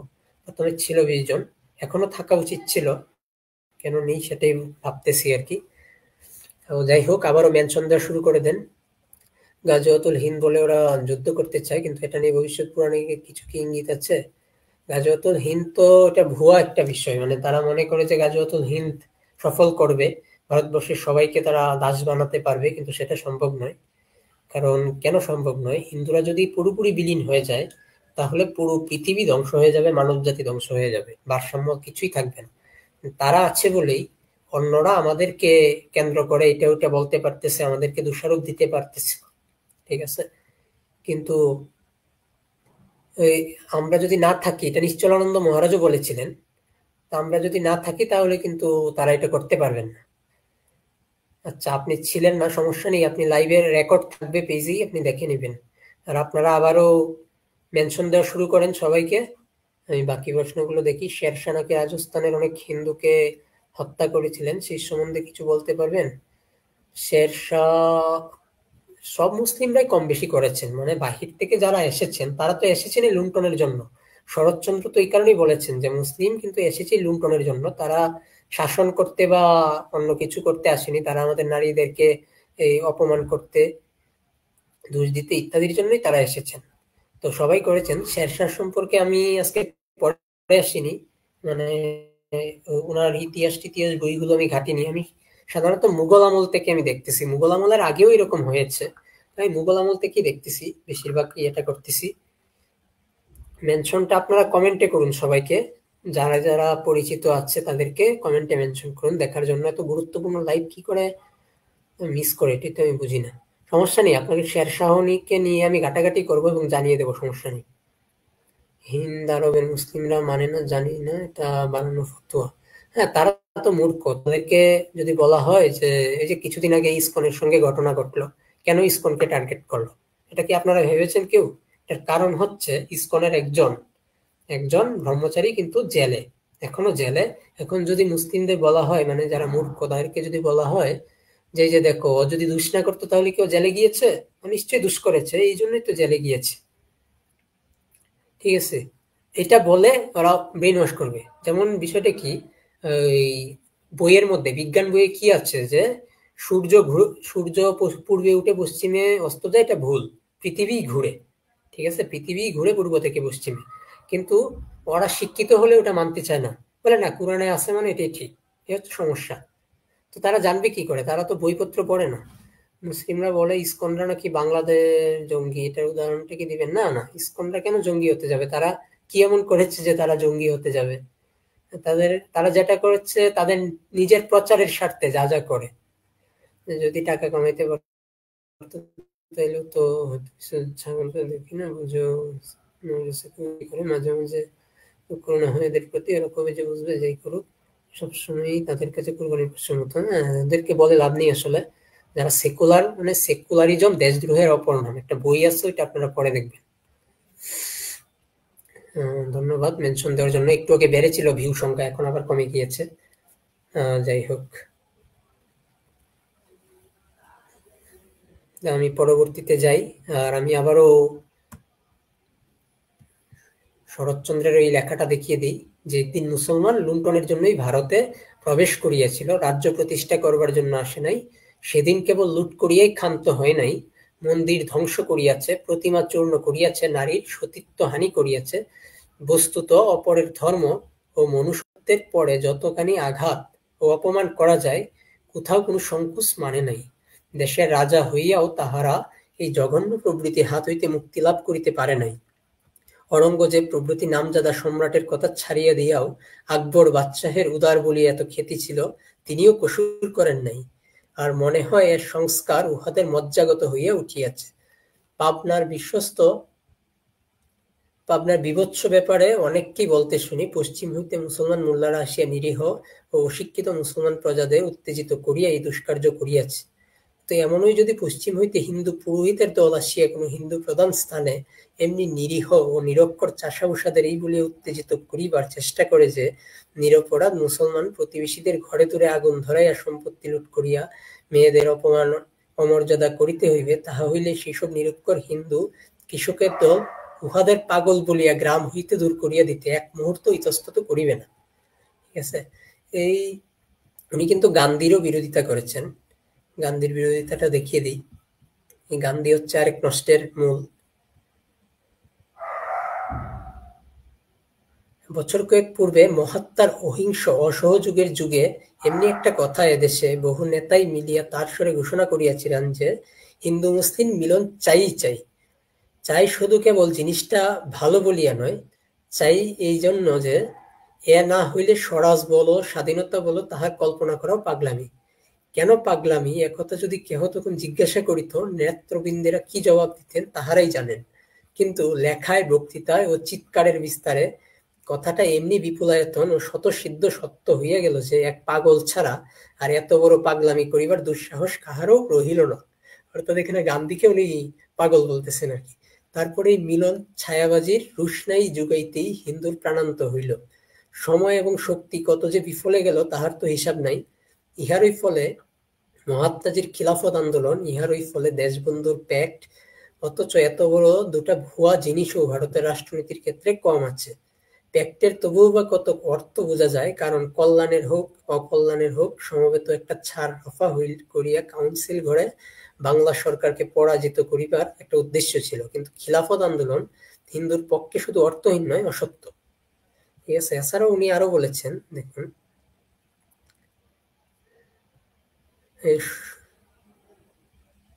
যেহেতু আমরা স্বরাজ চাই এবং তোমরা চাও খিলাফত, তবে বেশ একত্র হয়ে আমরা খিলাফতের জন্য মাথা করি এবং তোমরা স্বরাজের জন্য তাল ঠুকে অভিনয় শুরু করো। তো এদিকে ব্রিটিশ গভর্নমেন্ট কর্ণপাত করিল না এবং যেদিকে যাহার জন্য খিলাফত সেই খলিফাকে তুর্কিরা দেশ হইতে বাহির করিয়া দিল। সুতরাং এই রূপে খিলাফত আন্দোলন যখন নিতান্তই অসার ও অর্থহীন হইয়া পড়িল, তখন নিজের শূন্য গর্বতা যে সে শুধু নিজেই মরিল না, ভারতের স্বরাজ আন্দোলনেরও প্রাণবোধ করিয়া গেল। বস্তুত এমন ঘুষ দিয়া প্রলোভন দেখায় পিঠ চাপড়াইয়া কি স্বদেশের মুক্তি সংগ্রামে লোক ভর্তি করা যায়, না করিলেই বিজয় লাভ হয় না এবং কোনোদিন হইবেও বলিয়া মনে করি না। এই ব্যাপারে সবচেয়ে বেশি খাটিয়াছিলেন মহাত্মাজি নিজে। এতখানি আশাও বোধ করি কেহ করে নাই, এত বড় প্রতারিত বোধ করি কেহ হয় নাই। সেকালের বড় বড় মুসলিম পাণ্ডাদের কেহ বা হইয়াছিলেন তাহার দক্ষিণ হস্ত, কেহ বা বাম হস্ত, কেহ বা চক্ষুকর্ণ, কেহ বা আর কিছু। হায় রে, এত বড় তামাশার ব্যাপারে কি আর কোথাও অনুষ্ঠিত হইয়াছে? এটা কিন্তু এখনো হচ্ছে, আজকাল এখনো হচ্ছে। তো উনি আরো একটা বিষয় লিখেছেন, যেটা আমাদের পেজে পুরোটা পাবেন, এখানে শেষের অংশটা একটু কেটে দিয়েছেন শিবপ্রসাদ রায়। এবং যদি অনলাইনে সার্চ দেন যে বর্তমান হিন্দু মুসলিম সমস্যা, তো আপনারা একটা সাইট পাবেন শরৎচন্দ্রের সব রচনাবলী ইত্যাদি নিয়ে। তো সেই সাইটের মধ্যে আপনারা লেখাটা পুরোপুরি মানে শেষের অংশ সহ পাবেন। এই শেষের অংশ সহ তা আমাদের পেজেও আছে। আপনারা যদি গুগলে সার্চ দেন, দুইটা পোস্ট হয়তো পাবেন। একটা হচ্ছে কি আমাদের পেজের পোস্ট, আর একটা আমাদের পেজ থেকে কপি করে আরেকজন দিয়েছিলেন, সেই পোস্টটা পাবেন। বিশ্বাস যদি না হয় লেখাটা যদি লিখে সার্চ দেন আর কি, যে হিন্দু নারী হরণ ব্যাপারে সংবাদপত্র ওয়ালারা, এইটুকু লিখে সার্চ দিলেই পেয়ে যাবেন। গুগলে সার্চ দিন বা যেখানে। তো হিন্দু নারী হরণ ব্যাপারে সংবাদপত্র ওয়ালারা প্রায়ই দেখি প্রশ্ন করেন, মুসলমান নেতারা নীরব কেন? তাহাদের সম্প্রদায়ের লোকেরা যে পুনঃ পুনঃ এত বড় অপরাধ করিতেছে, তথাপি প্রতিবাদ করিতেছেন না কিসের জন্য? মুখ বুজিয়া নিঃশব্দে থাকার অর্থ কি? কিন্তু আমার তো মনে হয় অর্থ অতিশয় প্রাঞ্জল। তাহারা শুধু অতি বিনয়বশতই মুখ ফুটিয়া বলিতে পারেন না, বাপু আপত্তি করব কি, সময় এবং সুযোগ পেলে আমরা নিজেরাই ওই কাজ করব। বিষয়টা ছিল এরকম আর কি, আপনারা খুঁজলেই পাবেন। আমি আর একটু কমেন্ট দেখবো। কার কি কমেন্ট?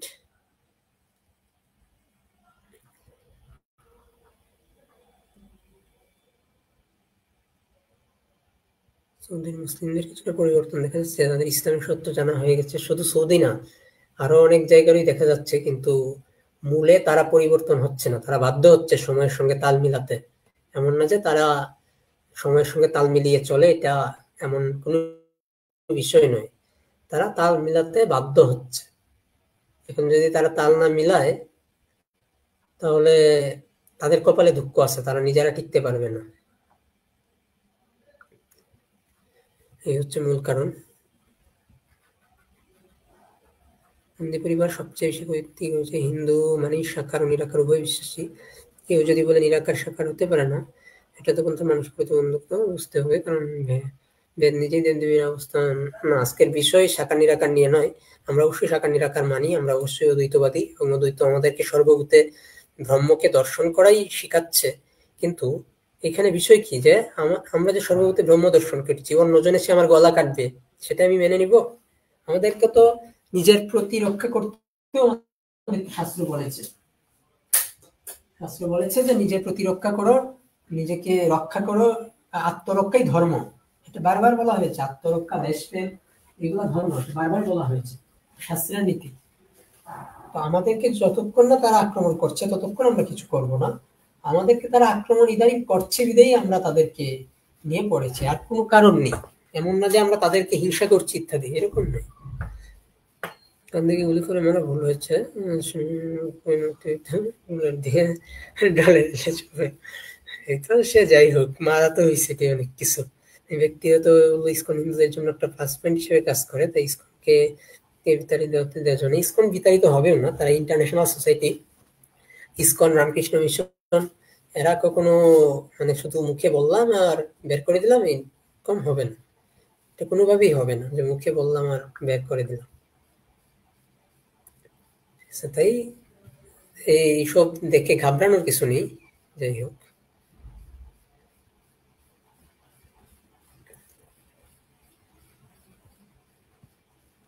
অনেকদিন পর আপনাদের আলোচনা দেখলাম, ভালো লাগলো। ভালো থাকবেন, জয় সনাতন। পুরোটা দেখে যেতে পারতেন, যাই হোক দেখেননি, কিছু করার নেই।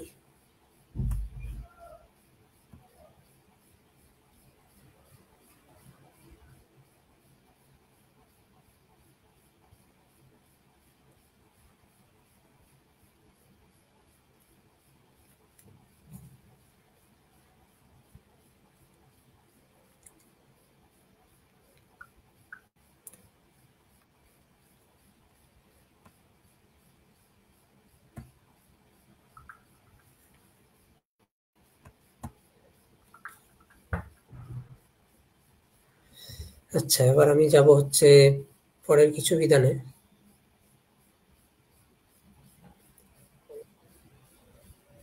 এই যে দেখুন, এবার আসছে এই যে মূর্তি পূজা নিয়ে যে বিষয়গুলা। নিশ্চয়ই আল্লাহ তার সাথে শিরক করাকে, শিরক আর শিরক, অনেক জায়গায় শিরক, অনেক জায়গায় শিরক করাকে ক্ষমা করেন না। আর তার থেকে ছোট যাবতীয় গুনাহ যাকে ইচ্ছা ক্ষমা করে দেবেন। আর যে কেউ আল্লাহর সাথে শিরক করে, সে ভীষণভাবে পথভ্রষ্ট হয়। অর্থাৎ পথভ্রষ্ট মানে শিরক করছে আর কি, শিরক করার কারণে পথভ্রষ্ট হয়। শিরক কারা করছে সেটা একটু বোঝা যাক। যে তারা হচ্ছে কি মুশরিক আর কি, যারা শিরক করে তাদেরকে মুশরিক বলে আগেও বলেছি। যে অতঃপর নিষিদ্ধ মাস অতিবাহিত হলে মুশরিকদেরকে যেখানে পাবে হত্যা করো, তাদেরকে পাকড়াও করো, অবরোধ করো, এবং প্রত্যেক ঘাঁটিতে তাদের জন্য অত পেতে থাকো। কিন্তু যদি তারা তাওবা করে, সালাত কায়েম করে এবং যাকাত দেয়, তবে তাদের পথ ছেড়ে দাও। তাদেরকে কিছু দিতে হবে, না হলে তাদের কাছে ক্ষমা চাইতে হবে, তাদের কাছে মাথা নত করতে হবে। অন্যথা যেখানে পাবে ওখানে মুশরিকদের মেরে ফেলতে হবে। এটা হচ্ছে তাদের আয়াতের বিধান।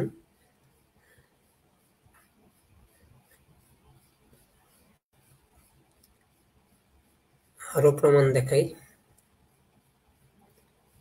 এই যেটা হচ্ছে ৯৮ নং সূরায়, ৯৮ নং সূরাতে প্রথম আয়াতেই বলা হচ্ছে যে আল কিতাবদের মধ্যে যারা কুফরি করছে এবং মুশরিকরা, তারা নিবৃত্ত হবে না যতক্ষণ না তাদের কাছে সুস্পষ্ট প্রমাণ আসবে। এখানে মুশরিক কাদের বলা হচ্ছে স্পষ্ট করা আছে, যারা মূর্তি পূজারী বা অগ্নি পূজারী, তারাই মুশরিক। বুঝছেন? সরাসরি মূর্তি পূজারীদেরকে আক্রমণেরই হুকুম দিয়ে দেওয়া হচ্ছে।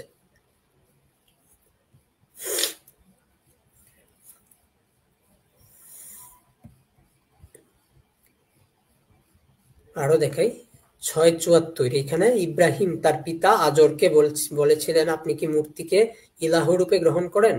আমি তো আপনাকে ও আপনার সম্প্রদায়কে স্পষ্ট ভ্রষ্টতার মধ্যে দেখছি। এটা হচ্ছে 1, 2, 3। আচ্ছা, এখানে দেখাই এই যে স্বীয় সম্প্রদায়ের সাথে করেছিলেন এবং সবাইকে একত্ববাদের শিক্ষাদান করেছিলেন, অর্থাৎ নিজের পিতার বিরুদ্ধেই গিয়েছিলেন আর কি ইব্রাহিম।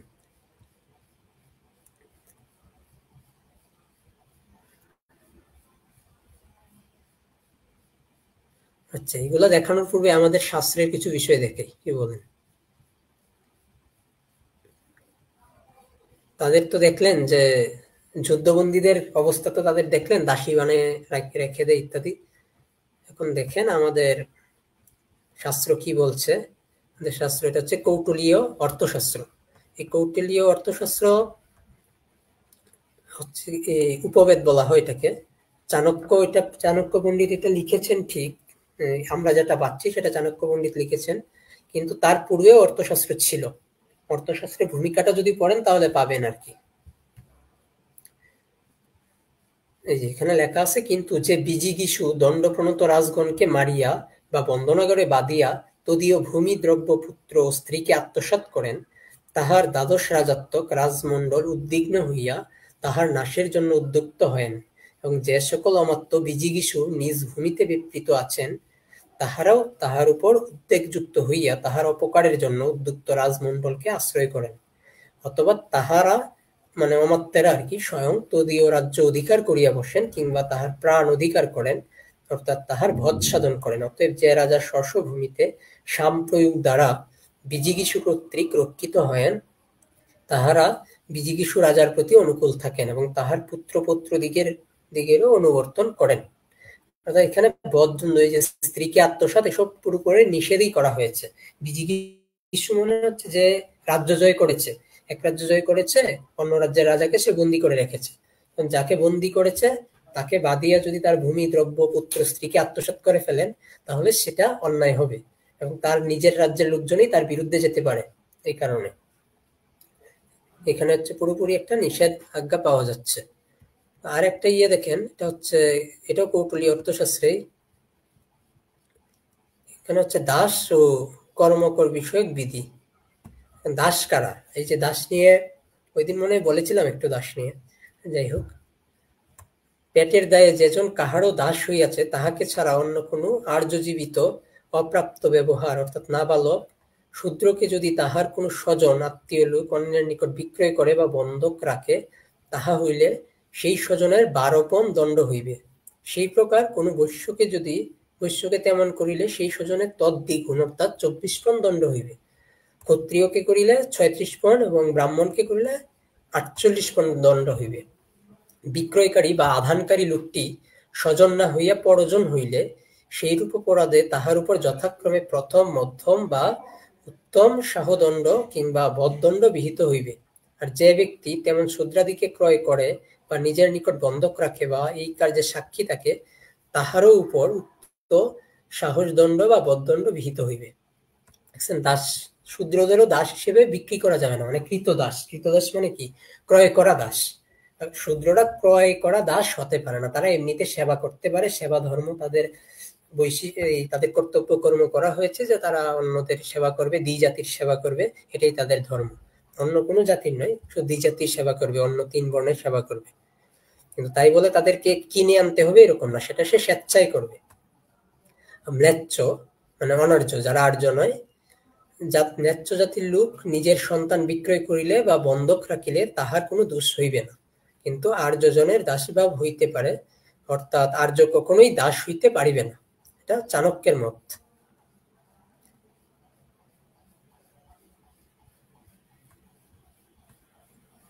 দাসীদের ক্ষেত্রে একটা বিষয় দেখাই।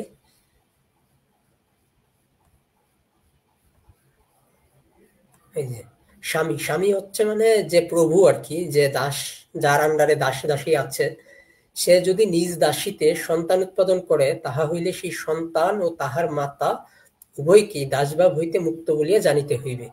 যদি সেই দাসী সন্তানের মাতা হইয়া সেই প্রভুর গৃহে আসক্ত থাকিয়া কুটুম্ব বিষয়ক কার্যাদির চিন্তা করে, অর্থাৎ প্রভুর গৃহে ভার্যার মতো সংসার কার্য করে, তাহা হইলে তাহার ভ্রাতা ভগিনী দাস্যনির্মুক্ত বলিয়া বিবেচিত হইবে। অর্থাৎ তাকে যদি করে দেয় আর কি, মানে তা সন্তান উৎপাদন করে দাসীকে ভোগ করে, তখন ওই দাসীর দাসত্ব ভাব থেকেই মুক্ত হয়ে যাবে। তখন সে চাইলে ওই যে তার প্রভুর গৃহে সে ভার্যা রূপে থাকতে পারে, এবং তার যে ভ্রাতা ভগিনী যারা আছে, আত্মীয় স্বজন আর কি, তাদেরকে যেখানে মাতাও আছে, মাতা ভ্রাতা ইত্যাদি আর কি যারা আছেন, তারাও দাসত্ব থেকে মুক্তি পাবেন। তারাও যদি দাস হিসেবে থাকেন, তারাও দাসত্ব থেকে মুক্তি পাবেন।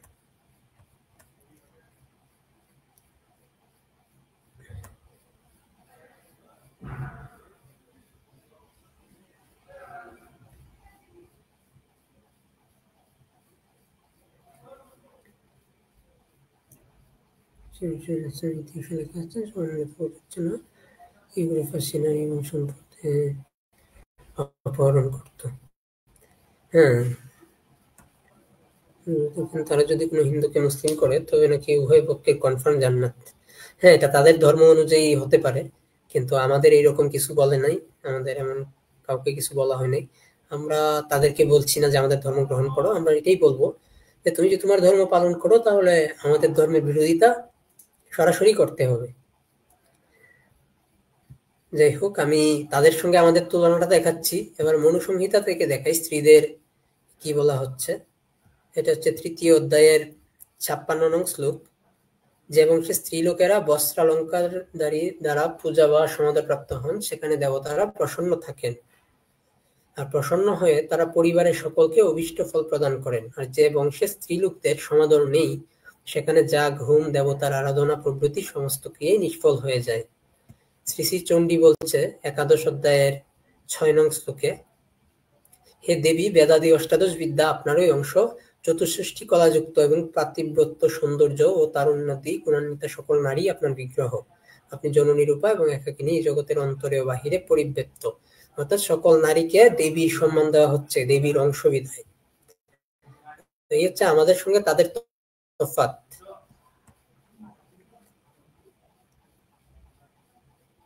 সুযোগ, এগুলাকে সুযোগ বলে না কদাচার বলে? এগুলো তো আমাদের মতে কদাচার, কোনো সুযোগ নয়।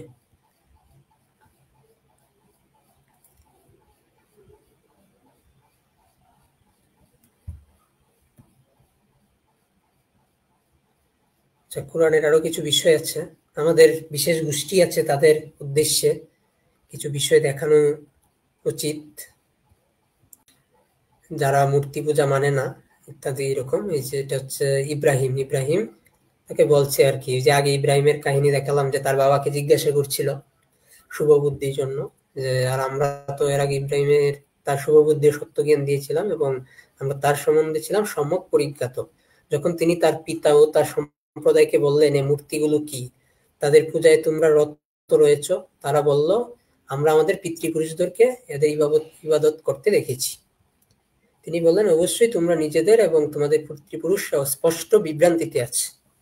তারা বলল, তুমি কি আমাদের কাছে সত্য নিয়ে এসেছো, না তুমি খেলা করছো? তিনি বললেন, বরং তোমাদের রব তো আসমান সমূহ ও জমিনের রব, যিনি সেগুলো সৃষ্টি করেছেন, এবং এ বিষয়ে আমি অন্যতম সাক্ষী।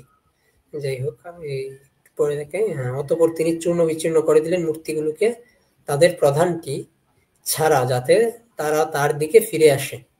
এইখানে ইয়েটা পুরা বোঝানো দরকার, যে একথাই বোঝায় যে একথাটি ইব্রাহিম আলাইহিসসালাম তার সম্প্রদায়ের সামনে বলেছিলেন, কিন্তু এতে প্রশ্ন হয় যে ইব্রাহিম তাদের কাছে আমি অসুস্থ এর অজর পেশ করে তাদের সাথে ঈদের সমাবেশে যাওয়া থেকে নিবৃত্ত ছিলেন। যখন মূর্তি ভাঙ্গার ঘটনা ঘটল, তখন সম্প্রদায়ের লোকেরা অনুসন্ধানে রত হলো যে কাজটি কে করলো। যদি ইব্রাহিম এর উপরোক্ত কথা পূর্বেই তাদের জানা থাকতো, তবে এত সব খোঁজাখুঁজির কি প্রয়োজন ছিল? অর্থাৎ ইব্রাহিম যে মূর্তি ভেঙেছে এটা মানে শিওর আর কি, শুধু একজন লোক তা শুনেছিল, আর সেই তা অন্যদের কাছে প্রকাশ করে দেয়। অথবা সম্প্রদায়ের লোকেরা চলে যাওয়ার পর যে দুই একজন দুর্বল লোক সেখানে ছিল, তাদেরকে বলেছিলেন। এরপর মূর্তি ভাঙ্গার ঘটনা ঘটলে, যখন খোঁজাখুঁজি শুরু হয়, তখন তারা এই তথ্য সরবরাহ করেন। যাই হোক,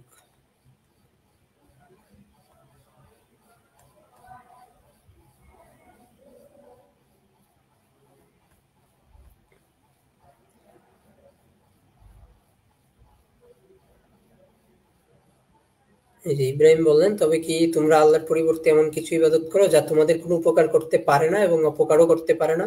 ধিক তোমাদের জন্য এবং আল্লাহর পরিবর্তে তোমরা যাদের ইবাদত করো তাদের জন্য, তবু কি তোমরা অনুধাবন করবে না? তারা বলল, তাকে পুড়িয়ে ফেলো আর সাহায্য করো তোমাদের মাবুদদের, তোমাদের যদি কিছু করতে চাও। আমাদের বিশেষ গোষ্ঠীর প্রশ্নের সঙ্গে কিন্তু মিল খাচ্ছে এগুলো।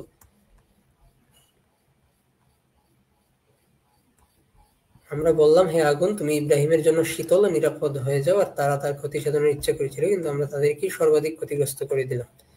যাই হোক, এটা হচ্ছে ইব্রাহিমের ঘটনা আর কি, ইব্রাহিম কি করেছিল না করেছিল, এবং তাদের যে প্রশ্নগুলো বর্তমানে তাদের মূল সমস্যাটা হচ্ছে মূর্তি নিয়ে। আগে কয়েকটা দেখিয়েছি প্রমাণ মূর্তি নিয়ে, এখন একটা দেখালাম। এখানে আরেকটা দেখুন, এটা তো দেখিয়েছি মনে হয়, এটা তো দেখিয়েছি আগেই। যাই হোক, তো এই যে মূর্তি নিয়ে সমস্যাটা, এটা কিন্তু বারবারই আসছে। মুসিরি আলমগিরিতেও দেখিয়েছি, আকবর নিজেও যে এসব করেছিলেন, এমনকি জিহাদ, এটাকে জিহাদ নাম দিয়েছিলেন, সেটাও দেখিয়েছি। এবার দেখানো যায় হচ্ছে ইসলামের মানে কার কি মতামত ইসলাম নিয়ে। অনেক বড় বড় মনীষীরা অনেক ধরনের মত রেখেছেন, তো তাদের মতামতগুলো আপনাদেরকে দেখানো যাক। এই যে এটা হচ্ছে, এই বইটা আপনারা পড়তে পারেন, ইসলাম প্রসঙ্গে বিশিষ্ট মনীষীদের অভিমত।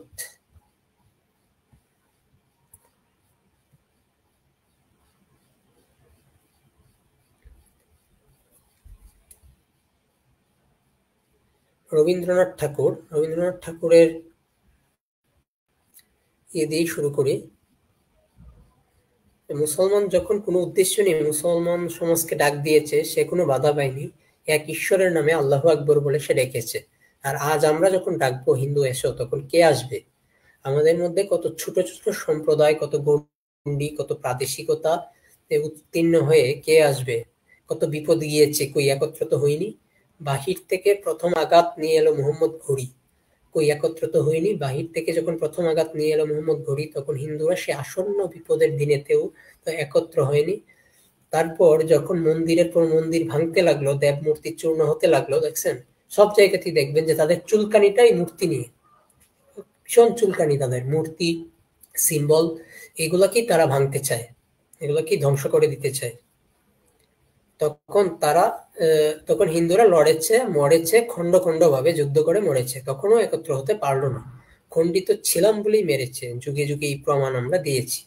তো এই যে বিষয়টা দেখলেন যে যুগে যুগে কিন্তু আমরা এইভাবে মার খাচ্ছি। কেন মার খাচ্ছি? রবীন্দ্রনাথ বলে দিয়েছেন যে এই যে আমরা একতাবদ্ধ হতে পারছি না, বারবার আমরা ধ্বংস হয়ে যাচ্ছি, সেই জন্য আমরা বারবার বলি অদ্বৈতবাদ দর্শনকে আমরা বারবার প্রমোট করি এই কারণে। ঠিক আছে, সর্বোচ্চ মানে এই কারণে, কারণ অদ্বৈতবাদে অন্য সকল মতের আশ্রয়, সকল মতকে মান্যতা দেওয়া হয়েছে, কিন্তু অশাস্ত্রীয় নয়, যেগুলো অশাস্ত্রীয় মতবাদ সেইগুলোকে নয়।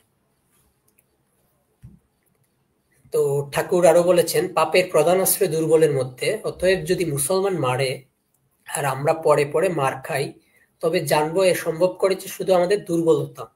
আপনার জন্যেও প্রতিবেশীর জন্যেও আমাদের নিজেদের দুর্বলতা দূর করতে হবে। আমরা প্রতিবেশীদের কাছে আপিল করতে পারি, তোমরা ক্রূর হইও না, তোমরা ভালো হও। নরহত্যার উপরে কোনো ধর্মের ভিত্তি হইতে পারে না। তোমরা কিন্তু সে আপিল দুর্বলের কান্না। বায়ুমণ্ডলের বাতাস লঘু হয়ে এলে ঝড় যেমন আপনি আসে, ধর্মের দোহাই দিয়ে কেউ তাকে বাধা দিতে পারে না, তেমনি দুর্বলতা পুষে রেখে দিলে সেখানে অত্যাচার আপনিই আসে, কেউ বাধা দিতে পারে না। কিছুক্ষণের জন্য হয়তো একটা উপলক্ষ নিয়ে পরস্পর কৃত্রিম বন্ধুতা বন্ধনে আবদ্ধ হতে পারি, কিন্তু চিরকালের জন্য তা হয় না। একটু আগে ইসলামিক আইনেও তাই দেখিয়েছি যে ইসলামিক আইনে তারা কখনো চিরকালীন শান্তি যেটা, সেটা তাদের আইনে নেই, তাই তারা এটা আইনে মানতে পারে না। যে মাটিতে কণ্টক তরু উঠে, সে মাটিকে যতক্ষণ শোধন না করা হয় ততক্ষণ তো কোনো ফল হবে না। এটা হচ্ছে কালান্তর প্রবন্ধে আছে, আপনারা কালান্তর প্রবন্ধ পড়তে পারেন, গুগলে সার্চ দিলেই পেয়ে যাবেন।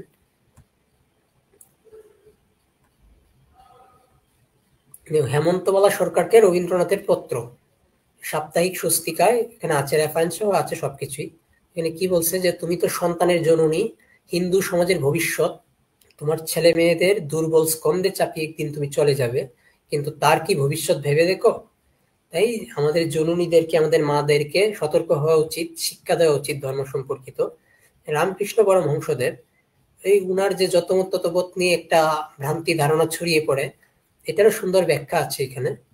স্বাধীনতার পর থেকে কিছু ব্যক্তি নিজেদের রামকৃষ্ণ ভক্ত বলে দাবি করে প্রচার করেছেন যে যতমত ততপথ তত্ত্বের দ্বারা পরমহংস রামকৃষ্ণদেব ইসলাম, খ্রিস্টান প্রভৃতি সব ধর্মকে ঈশ্বরের কাছে পৌঁছবার বিভিন্ন পথ বলে স্বীকৃতি দিয়েছেন। কিন্তু রামকৃষ্ণ মিশন কর্তৃক প্রকাশিত শ্রীম কথিত রামকৃষ্ণ কথামৃত দ্বিতীয় ভাগে পঞ্চদশ খণ্ডের প্রথম পরিচ্ছেদে পরিষ্কার উল্লেখ আছে যে 1884 সালের 26 সেপ্টেম্বর কলকাতায় ব্রাহ্ম সমাজ মন্দিরে শ্রীযুক্ত বিজয় গোস্বামী প্রশ্ন তুলেছিলেন যে সাকার না নিরাকার কোন সাধন পদ্ধতি শ্রেষ্ঠ। সেই প্রসঙ্গে রামকৃষ্ণদেব বলেছিলেন সাকার নিরাকার, নির্গুণ সগুণ, দ্বৈত অদ্বৈত সব সাধনাই ভগবানের কাছে পৌঁছানোর পথ। প্রসঙ্গত ভালোভাবে অনুধাবন করলে পরিষ্কার বোঝা যায় যে ভারতীয় উপমহাদেশে বৈষ্ণব, শাক্ত, শৈব, নিরাকারবাদী এমনকি নাস্তিক প্রভৃতি সনাতন ধর্মের যেসব শাখা উদ্ভূত হয়েছিল, রামকৃষ্ণদেব সেইগুলো সম্বন্ধেই ওই মন্তব্য করেছিলেন। এই নাস্তিক কিন্তু যারা বেদ বিরোধিতা করে সেই রকম নাস্তিক নয়, এরা হচ্ছে অন্য প্রকারের নাস্তিক আর কি। অনেক ধরনের নাস্তিক আছে। অন্যত্র দু একবার রামকৃষ্ণদেব ইসলাম, খ্রিস্টান ধর্মের উল্লেখ করলেও তার প্রকৃত মতামতটি তার নিজের উদ্ধৃতি থেকেই পরিষ্কার হয়ে যাবে। হিন্দু ধর্মই সনাতন ধর্ম।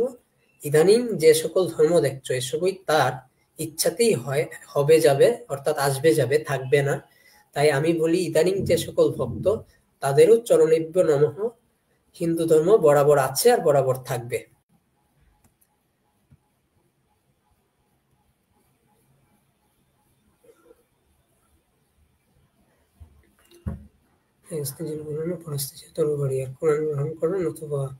হ্যাঁ, এটাও দেখাবো আমি, সমস্যা নেই। এইরকম বিধানও আছে বাণীয় রচনায়। সৌনকদা কিছু বলতে পারেন যদি অসুবিধা না হয় আর কি। খুব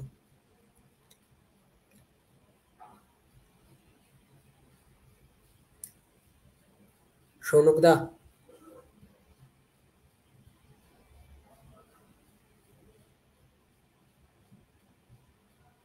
হ্যাঁ, আমি শুনছি আলোচনা খুবই, তো এরকম আলোচনা নিয়মিত হওয়ার খুব প্রয়োজন আছে। এবং আজকের আলোচনায় সত্যি বলতে কি সব থেকে মনে ব্যথা লাগবে সমাজের, কারণ যে তারা নাকি বিরাট বড় যোদ্ধা, হুম, কিন্তু তারা এরকম আলোচনা কখনোই আয়োজন করতে পারবে না। হুম, ঠিক আছে। তো সেজন্য সত্যের সন্ধানে সনাতন ট্রিপল এফ স্যার এই আয়োজন খুবই ভালো। হুম, ধন্যবাদ দাদা। হ্যাঁ, আমাদেরকে অনেকে দাদা সহ্য করতে পারে না, অনেকে করতে পারে না, এটা তো জানা কথাই, স্বাভাবিক, সমস্যা নাই। আমরা আজকে ইসলাম নিয়ে বলছি, আগামীতে আশা করি খ্রিস্টান নিয়েও বলবো, বুদ্ধ নিয়ে বলবো, আশা করি আপনারা যদি পাশে থাকেন আর কি সবাই। আর সৌনকদার তো অবশ্যই থাকা দরকার। হ্যাঁ হ্যাঁ হ্যাঁ, অবশ্যই আয়োজন করতে হবে, কারণ সনাতন বৈদিক হিন্দু ধর্মের বিপরীতে যে সমস্ত মতবাদ আছে তাদের সবারই যুক্তি সহকারে খণ্ডনের প্রয়োজন আছে। এবং এই সমাজীরা যারা প্রকৃতপক্ষে বিধর্মীর দালাল হিসাবেই কাজ করে, তাদের মুখোশ খোলার জন্য প্রয়োজন আছে। 100 বার দাদা, 100 বার। আজকে সমাজীরা এসেছিল, এসে কমেন্ট করে বলছে ওই সূরা দেখান, ওই সূরা দেখান। তারা কিন্তু আলোচনা শুনতে আসেননি, তারা নিজেদের বিদ্যে জাহির করতে এসেছেন। আমরা কিরকম আলোচনা করি বা কি দেখাতে পারি সেগুলো দেখতে আসেননি। মানে তাদের এত অহংকারে তাদের পা মাটিতে পড়ে না, এই হচ্ছে অবস্থা। যাই হোক, তুমি বলতে থাকো, আমি মিউট হয়ে যাই, তুমি বল। ঠিক আছে দাদা, ধন্যবাদ। যাই হোক, তারপরে দেখা যাচ্ছে স্বামী বিবেকানন্দের বিষয় নিয়ে। তো এই উদ্ধৃতি ছাড়াও আরো উদ্ধৃতি আছে, আর উদ্ধৃতি প্রমাণ করে রামকৃষ্ণদেব মোটেই অন্য সব ধর্মকে হিন্দু ধর্মের সমান মনে করতেন না। তিনি নিজের সারা জীবন নিজেকে হিন্দু বলেই পরিচয় দিতেন। তো এবার স্বামীজির কথা দেখা যাক, স্বামী বিবেকানন্দ কি বলেছেন এ বিষয়ে। মুসলমানরা অত্যন্ত স্থূল দৃষ্টি সম্পন্ন এবং সাম্প্রদায়িক মনোভাবাপন্ন। তাদের সিদ্ধ বাক্য শুধু একটি, লা ইলাহা ইল্লাল্লাহ মুহাম্মাদুর রাসূল, অর্থাৎ ঈশ্বর মাত্র একজনই এবং মুহাম্মদই তার রসুল। এই সিদ্ধ বাক্যের বাইরে আর যা কিছু আছে সবই নিকৃষ্ট বস্তু এবং অবিলম্বে সেগুলোকে ধ্বংস করে ফেলতে হবে। এই হলো মুসলমানদের কথা। এ কথায় যে বিশ্বাস করে না, সে পুরুষই হোক কিংবা নারী হোক, মুহূর্তের হুঁশিয়ারি দিয়েই তাকে হত্যা করা হবে। যা কিছুই উপাসনা পদ্ধতির অন্তর্গত নয় তাকে মুহূর্তের মধ্যে ধ্বংস করতে হবে, এবং এই বিশ্বাসের সঙ্গে মতে মিলছে না এমন যত গ্রন্থ আছে সেগুলোকে দগ্ধ করতে হবে। প্রশান্ত মহাসাগর থেকে শুরু করে আটলান্টিক মহাসাগর পর্যন্ত 500 বর্ষব্যাপী পৃথিবীর বুকে এই এক কারণে রক্তের বন্যা বয়ে গিয়েছে, এই হলো ইসলাম। এটা কিন্তু ওই যে আগে জয়শ্রী আচার্য, মানে যিনি ইসলাম থেকে হিন্দু হয়েছেন, ওনার বইয়ের শুরুতে ওটা ছিল। আপনারা যদি পড়েন তাহলে দেখতে পাবেন। এটার উৎস কোনটা এটাও দেওয়া আছে, উদয়স্ত আশ্রম কর্তৃক 1971 সালে মায়াবতী মেমোরিয়াল সংস্করণের 4th খণ্ডের 126 পৃষ্ঠা। হ্যাঁ, মিশনের মধ্যে বর্তমানে সেকুগিরি ঢুকে গিয়েছে অত্যধিক লেভেলে, কিন্তু যারা মিশনের স্কলার আছেন তারা কিন্তু সেই সেকুগিরিটাকে প্রশ্রয় দেন না, এবং তারা বারবারই বলেন যে আমরা কিন্তু হিন্দুত্ববাদী ছিলাম, এই হিন্দুত্ববাদকেই আমরা প্রমোট করব। স্বামীজি অনেক স্থানে মুসলিমদের এই পক্ষে অনেক কথা বলেছেন। তো সেই পক্ষে কথাগুলোর জন্য অনেকে অনেক কিছু বলে থাকেন, কিন্তু সেগুলো কোন ক্ষেত্রে বলেছেন ওইটাও দেখা দরকার। যে উনি একটা বক্তৃতা দিতে গেলেন, এই ধরেন এই আমেরিকা তো আর হিন্দুদের ইয়ে ছিল না তখন, তা আমেরিকা বক্তৃতা দিতে গেলেন, ওইখানে অন্য ধর্মের মানুষজন থাকবে, তাই হঠাৎ করে যদি উনি ওদেরকে ভুল বলেন বা এটা ওটা বলেন তাহলে তো তারা মানবে না, এটাই স্বাভাবিক। উনি এমনিতে হিন্দুত্ববাদী, তাদের সামনে দেখিয়েছেন যে উনি হিন্দুত্ববাদী নন, উনি সনাতন ধর্মের মাহাত্ম্য প্রচার করেছেন জাস্ট। এই কারণে তাদের যতটুকু প্রশংসা মানে করা বাঞ্ছনীয় ততটুকু করেছেন আর কি, এমন না যে খুব বেশি করেছেন, এরকম কিছুই না। তারপর আরো দেখুন কি বলেছে, মানুষ যত স্বার্থপর হয় ততই দুর্নীতি পরায়ণও হয়। কোনো জাতির ক্ষেত্রে ওই একই ব্যাপার, যে জাতি কেবল নিজেদের ছাড়া আর কিছু জানে না জগতের মধ্যে, তারাই হয় সব থেকে নিষ্ঠুর ও সৎ। আরব দেশের একজন নবী কর্তৃক যে ধর্ম প্রবর্তিত হয়েছিল সে ধর্মের মতো এমন নিষ্ঠুর অদ্বৈতবাদী ধর্ম আর কোথাও কখনো প্রবর্তিত হয়নি। কিভাবে বলছে যে নিষ্ঠুর অদ্বৈতবাদী ধর্ম, মানে এটা একমাত্র নিষ্ঠুর ধর্ম আর কি, এটার সঙ্গে আর কোনোটার তুলনা হয় না। পৃথিবীতে আর কোনো ধর্মের মানুষের প্রতি এমন নিষ্ঠুর আচরণও করা হয়নি। কোরআনে বলা হয়েছে যারা ইসলাম ধর্মে বিশ্বাসী নয় অর্থাৎ কাফের, তাদের হত্যা করা উচিত। কাফেরকে হত্যা করাটাই হলো তার প্রতি করুণা প্রদর্শন। কেননা কাফেরকে হত্যা করতে পারলে তবে একজন মুসলমান সেই স্বর্গে যেতে পারবে, যে স্বর্গ সর্বদা সুন্দরী হুড়ি পরিবৃত, যে স্বর্গ ইন্দ্রিয় ভোগ সুখের মহাতীর্থ। এই রক্তাক্ত ইতিহাসের কথা আপনারা চিন্তা করুন এমন ধর্ম বিশ্বাসের পরিণতি বা কি। যে আরো কি বলেছে দেখুন, যে কোনো ধর্ম যে কোনো নির্মম ফতোয়া জারি করতে পারে। উদাহরণ প্রসঙ্গে ইসলাম ধর্মের কথাই বলা যায়। ইসলাম ধর্মে মুসলমানদের অধিকার দেওয়া আছে, তারা অমুসলমানদের হত্যা করতে পারে। কোরআন শরীফে স্পষ্ট বলা হয়েছে অবিশ্বাসীরা যদি মুসলমান না হতে চায় তাহলে তাদেরকে হত্যা করতে, অগ্নিদগ্ধ করে অথবা শানিত তলোয়ার দিয়ে কাফেরের অর্থাৎ মুসলমানদের হত্যার নির্দেশ ইসলামে দেওয়া হচ্ছে। তো এইগুলা সবকিছুই আছে মিশনকৃত complete works of Swami Vivekananda, এটা ইংরেজিতে পাবেন বইটা। ইসলামের প্রতিটা পদক্ষেপ ঘটেছে তরবারি জুড়ে, এক হাতে কোরআন ও অপর হাতে তরবারি নিয়ে ইসলাম গ্রহণ করো নয়তো মরো, আর কোনো বিকল্প নেই। এই যে একটু আগে কমেন্টে যিনি দিলেন আর কি, ওনার এই বাক্যটাও এখানে আছে। এই ইসলাম বিশ্বভ্রাতৃত্বের কথা বলে, কিন্তু বাস্তবে কি দেখা যায় যারা মুসলমান নয় তারা এই বিশ্বভ্রাতৃত্বের অন্তর্গত বলে গণ্য হবে না, বরং তার গলা কাটা যাওয়ারই সম্ভাবনা বেশি। যে কেউ হিন্দু ধর্ম হইতে বাহিরে যায়, আমরা যে কেবল তাহাকে হারাই তাহা নহে, একটি শত্রু অধিক হয়।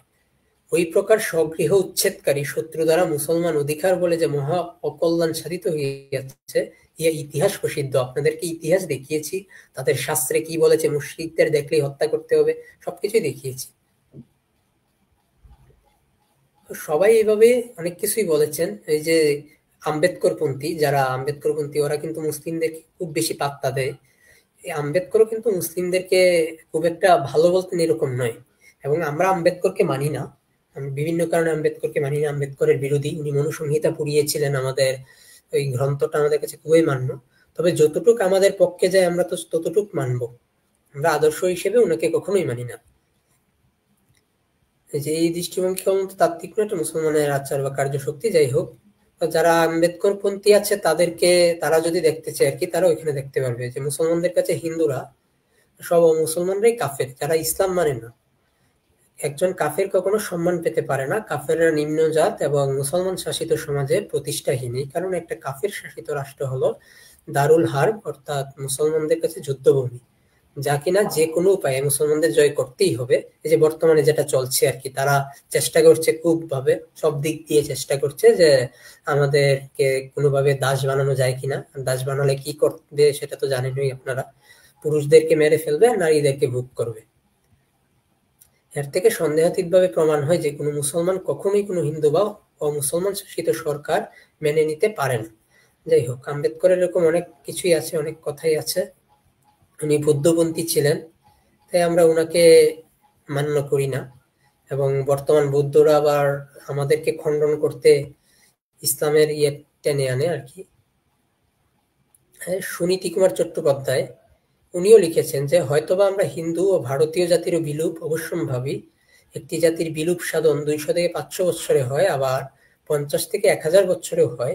উপস্থিত হিন্দু সমাজের অবস্থা দেখিয়া মনে হয় যে হিন্দু সমাজ ও হিন্দু জাতি, বিশেষ করিয়া বাংলাদেশের হিন্দু সমাজ ও হিন্দু জাতি সমষ্টিগতভাবে যক্ষা রোগগ্রস্ত হইয়াছে, এবং রোগকে উপেক্ষা করিয়া এই সমাজ ও জাতি এখন মহোল্লাসে আত্মহত্যার পথে ধাবিত হইতেছে। একমাত্র ভগবান ইহাকে বাঁচাইতে পারেন। মানে এতটাই খারাপ অবস্থা বর্তমানে হিন্দুদের। তা আরো করেন যে আমরা এই যিশু পূজা হয় ইত্যাদি নিয়ে স্বামী এই রামকৃষ্ণ মিশনকে ট্রল করা হয়। তো দেখুন এটা নিয়ে কি বলেছেন। এই যে দেখুন, ওই যে হিমালয় পাহাড় দেখছো, ওরই উত্তরে কৈলাস, শ্বেতা বুড়ো শিবের প্রধান আড্ডা। ও কৈলাস 10 মুন্ড 20 হাত রাবণ নাড়াতে পারেনি, ও কি এখন পাদ্রি ফাদ্রির কর্ম? এটা কিন্তু বাণী রচনা 6ষ্ঠ খণ্ডে আছে, প্রাচ্য পাশ্চাত্য 151 পৃষ্ঠা। ওই বুড়ো শিব ডমরু বাজাবেন, মা কালী পাঠা খাবেন, আর কৃষ্ণ বাঁশি বাজাবেন এদেশে চিরকাল। যদি না পছন্দ হয় সরে পড়ো না কেন? তোমাদের 2-4 জনের জন্য দেশ শুদ্ধ লোককে হাড় জ্বালাতন হতে হবে বুঝি? চড়ে খাওগে না কেন? এত বড় দুনিয়াটা পড়ে তো রয়েছে।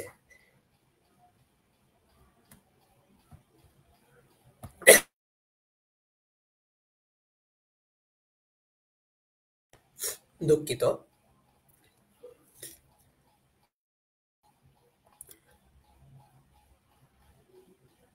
স্বেচ্ছা ইসলাম গ্রহণ করিতে পারে না একদম। এত কিছুর পরে তারা কি জান্নাতে যেতে পারে? জান্নাত বলে কিছুর প্রমাণ তারা দিক আগে, তারপর না জান্নাতে যাওয়া আর না যাওয়া। তা আমাদের থেকে কিছু বিষয় টুকে নিয়ে তারা নিজেদেরকে বড় করে। এত বড় দুনিয়া তা নয়। মুরত কোথায়? ওই বুড়ো শিবের অন্ন খাবেন আর নিমক হারামি করবেন, যিশুর জয় গাইবেন, আমরি। ওই যে সাহেবদের কাছে নাকি কান্না ধরো যে আমরা অতি নীচ, আমরা অতি অপদার্থ, আমাদের সব খারাপ, একথা ঠিক হতে পারে, তোমরা অবশ্য সত্যবাদী, তবে ওই আমরার ভিতরে দেশ শুদ্ধকে জড়াও কেন? ওটা কোন দেশি ভদ্রতা হে বাপু? স্বামীজি কিন্তু খ্রিস্টানদের কটাক্ষই করেছেন, এবং খ্রিস্টানরা আব্রাহামিকদের দলেই, এবং তারাও কনভার্ট করছে, ইদানিং প্রচুর পরিমাণে কনভার্ট করছে।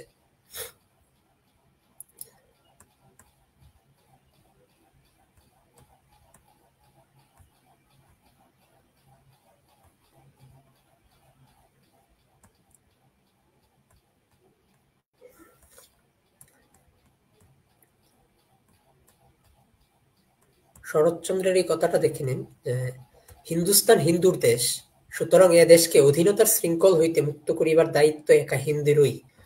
মুসলমান মুখ ফিরাইয়াছে তুরস্ক ও আরবের দিকে, এ দেশে চিত্ত তাহার নাই, যাহা নাই তাহার জন্য আক্ষেপ করিয়াই বা লাভ কি?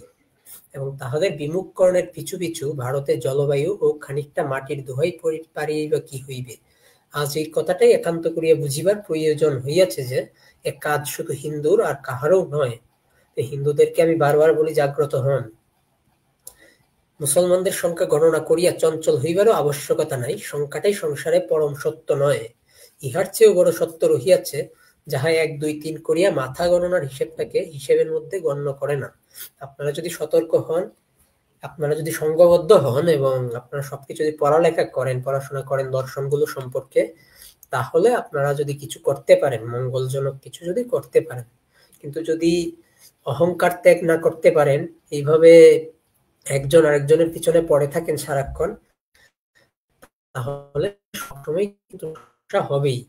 এটা মাস্ট, সমস্যা হওয়াটা মাস্ট। এবং আমাদের নিজেদের মধ্যে যে শৈব, বৈষ্ণব, দ্বৈতবাদী ইত্যাদি নিয়ে মারামারিটা কম করা উচিত। মারামারি যদি করতে চান তাহলে যারা অশাস্ত্রীয় তাদের বিরুদ্ধে করুন, এই যে কোরআনের সঙ্গে যাদের মিল পাওয়া যায় তাদের বিরুদ্ধে করুন। তাহলে যদি কাজের কাজ কিছু হয়। কিন্তু সেটা না করে আপনারা করছেন অমুক বৈষ্ণব, অমুক শৈব, অমুক ভালো, অমুক খারাপ, এটা নিয়ে মারামারি করে সময় নষ্ট করছেন শুধু শুধু। কারণ দ্বৈতবাদ বলুন, বিশিষ্টাদ্বৈতবাদ বলুন, দ্বৈতাদ্বৈত বলুন, আরো যা যা আছে, শাস্ত্রীয় যত মতদর্শন আছে, সবগুলোকে কিন্তু অদ্বৈত মান্যতা দিচ্ছে, ঠিক বলে মান্যতা দিচ্ছে, ব্যবহারিক সত্য বলে মান্যতা দিচ্ছে। ব্যবহারিক কাজই 90%। তো আপনারা 90% কাজ করতেছেন আপনাদের মতো, কেউ তো এসে বাধা দিচ্ছে না বা বলছে না যে আপনি ভুল করছেন, এমন তো না। ব্যবহারিক কর্মের মাধ্যমে তাত্ত্বিকে বুঝতে হয়, এটাই অদ্বৈতের মূল কথা। আমি অদ্বৈত দর্শনকে সর্বোচ্চ মানি ঠিক, কিন্তু আমি নিজেকে শৈব বলে পরিচয় দিই, এটা আপনারা জানেন। আমি নিজেকে শৈব বলেই পরিচয় দিই, শৈব মতদর্শনে আমি মান্য করি। এমনকি আমার সবচেয়ে বেশি ইন্টারেস্ট হচ্ছে পাশুপত শৈব নিয়ে। আমাদের বঙ্গেশ্বর মহারাজ শশাঙ্ক পাশুপত শৈব পরম্পরায় দীক্ষিত ছিলেন। উনি বৈদিক ধর্মকে বৌদ্ধদের হাত থেকে রক্ষা করে পুনঃপ্রতিষ্ঠিত করেছিলেন, তাই আমি সেটাকে মান্যতা দিই। শেষ দিকে চলে এসেছি, দেখি একটু কমেন্ট টমেন্ট। পৃথু সেন কিছু বলবে? যারা যারা লাইভটি দেখছেন একটু দয়া করে শেয়ার করে দিন এবং পরিচিতদের মেনশন করে দিন। হ্যাঁ, বলুন। না দাদা, আমার বিশেষ কিছু বলার নেই, আপনি বলুন, আপনি বলুন। ঠিক আছে, ধন্যবাদ। হ্যাঁ, সব থেকে বেশি প্রয়োজন যারা যারা লাইভ দেখছেন, 9 জন দেখছেন দেখতে পাচ্ছি। আপনারা একটু কমেন্ট করুন দেখি কারা কারা দেখছেন। এখন পর্যন্ত কি বুঝলেন আপনারা? পড়ালেখাটা জরুরি কিনা আপনাদের কি মনে হয়? এই যে গ্রন্থ পড়তে বলি, জ্ঞান চর্চা করতে বলি, এগুলো জরুরি কিনা আপনারাই বিচার করুন। এই যে এত এত ইতিহাস পড়তে বলি, জানতে বলি,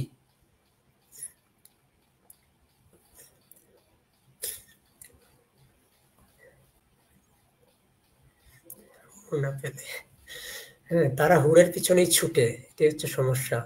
আর আমাদের মেয়েরা ওইটা বুঝতে পারে না, এই যে ক্ষতিকর বিষয়টা। আগেও বলেছি যে হ্যাঁ, মানলাম বিয়ের পর মেয়ে তার ধর্ম অর্থাৎ হিন্দু ধর্ম পালন করবে এবং একজন মুসলিম তার ধর্ম পালন করবে, কিন্তু সে তার ধর্মটা কি, তার ধর্মে কি আছে সেটা তো জানা দরকার নাকি? তার ধর্মে আছে শিরক করা যাবে না, মূর্তি পূজা করা যাবে না, মুশরিকদের হত্যা করতে হবে। এখন তার স্ত্রী যে মূর্তি পূজা করবে তাহলে তো সেটা বিরুদ্ধ হয়ে গেল, তাকে হত্যা করতে হবে, তাকে দাসী বানাতে হবে, ইত্যাদি বলতে হবে, ইত্যাদি কাজ তাদের করতেই হবে। বাধ্যতামূলক, অনেকটা বাধ্যতামূলক হয়ে গিয়েছে। তাহলে সেটা কি করে সম্ভব যে হিন্দু মুসলিম যে একত্ব, এটা কি করে সম্ভব? এটা কোনোভাবেই সম্ভব না। যদি ইসলাম মানেন হিন্দু ভুল, হিন্দু মানলে ইসলাম ভুল। ঠিক আছে, অনেকে এই গু হত্যা দিয়ে আমাদের অ্যাটাক করে যে আমরা যে বেদভাষ্য মানি সেখানে গু হত্যা রয়েছে, এবং সেই যে অ্যাটাকটা সেটা কিন্তু এই আমাদের বিরোধী যে ইয়েরা আছে, ইসলাম খ্রিস্টান বলুন বা বৌদ্ধ বলুন, তারা আমাদের ওই গ্রন্থগুলো পড়ে না। এই যে সায়ন ভাষ্য বলুন, ওইটা পড়ে না। না পড়েই তারা বলে যে হ্যাঁ ওই যে অমুকে বলেছে এরকম এরকম, এটা কপি পেস্ট মারে। কিন্তু ওইটা নিয়ে আমরা লাইভ করেছি, সৌনকদার ইউটিউব চ্যানেল শাস্ত্রার্থ মীমাংসায়, ওই লাইভটি আপনারা পেয়ে যাবেন। ওইখানে যেমন ইসলামের খণ্ডন করা হয়েছে, ইসলামকে চ্যালেঞ্জও করেছেন দাদা, যে এই কোরআনে কোথাও ইয়ে নেই আর কি, এই গরু হত্যা করার কথা কোরআনে নেই, এটা নিয়ে চ্যালেঞ্জ করেছেন। তারপরে যে যারা আমাদের নামে অপপ্রচারটা বেশি করে তাদেরকেও খণ্ডন করেছেন যে তারা কতটুকু সেকুগিরি করে, এবং এই সেকুগিরির ফলাফলটা কি এটা তো আপনারা দেখলেন। ওই যে ব্রাহ্মণের কাহিনী দেখালাম, দেখলেন। এখানে এই 3 জন মাত্র কমেন্ট করেছে, 3-4 জন কমেন্ট করেছেন, অথচ দেখাচ্ছে 9 জন। 9 জন সবাই ওই কমেন্ট আমি দেখতে চাচ্ছিলাম। যাই হোক, যেহেতু কমেন্ট টমেন্ট আপনারা করতে চাচ্ছেন না, তো জোর জবরদস্তি করে লাভ নেই। অন্যদের এখানে গেলে দেখা যায় কিরকম তারা কমেন্ট করে বা সাপোর্ট দেয়।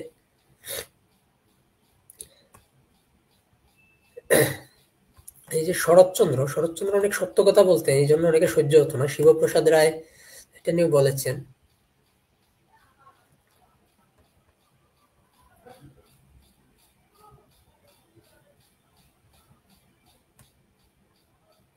এই যে দেখেন, স্বাধীনতার আগেও দেশে বুদ্ধিজীবীদের উচিত এর সঠিক উৎস খুঁজে বের করা।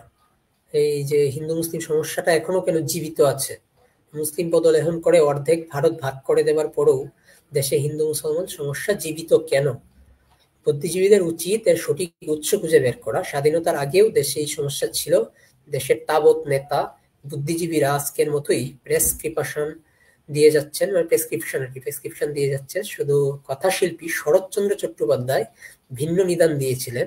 বাংলা গ্রামে গঞ্জে ঘোড়া শরৎচন্দ্র ছিলেন বাস্তববাদী, তাই উনারা সহ্য হয় না। শরৎচন্দ্ররা অনেক মুসলিমরা সহ্য করতে পারে না, রবীন্দ্রনাথকেও সহ্য করতে পারে না, কারণ ওনার কয়েকটা কথা দেখাইলাম, ঠিক আছে। স্বামীজিকে সহ্য করতে পারে, কারণ স্বামীজির যে কিছু আর কি, মানে যেগুলো দেখিয়ে মানুষের সেকুগিরি দেখায়, সেটাই মানে সেই জন্য স্বামীজিকে অনেকে সহ্য করতে পারে, কিন্তু আসলে তো জানে না স্বামীজি কি বলেছেন। তো যাই হোক, এবার আমি শেষ করব চন্দ্রাবতীর কাহিনী দেখিয়ে। ইসলাম প্রিয় শস্যক্ষেতকে আবার মর্যাদা কে দিবে? হ্যাঁ, ঠিক, শরীয়তকে মর্যাদা দিবে, অবশ্যই ঠিক। এই চারজনকেই কমেন্ট করতে দেখছি: পার্থপাল, মোহনীলতা, অত্রিকা রায়, শ্রেয়সী দাস। এই চারজনকেই কমেন্ট করতে দেখছি, বাকিরা কি করছেন জানি না। আদৌ আলোচনা দেখছেন নাকি ঘুমাচ্ছেন ভগবান জানে।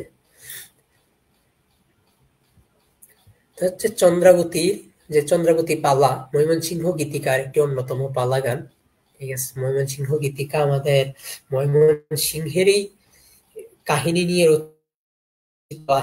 ময়মনসিংহের কাহিনী বললে ভুল, মানে ময়মনসিংহ অঞ্চল থেকে এটা লেখা হয়েছে আর কি, গ্রন্থটা ওইখান থেকেই এই লিখিত প্রকাশ করা হয়েছে। একজনে এগুলো সংগ্রহ করে প্রকাশ করেছেন আর কি। এটা আপনারা পরে দেখতে পারেন, এখানে অনেকগুলো কাহিনী আছে। তার মধ্যে যেটা সবচেয়ে আকর্ষণীয় সেটা হচ্ছে চন্দ্রাবতী।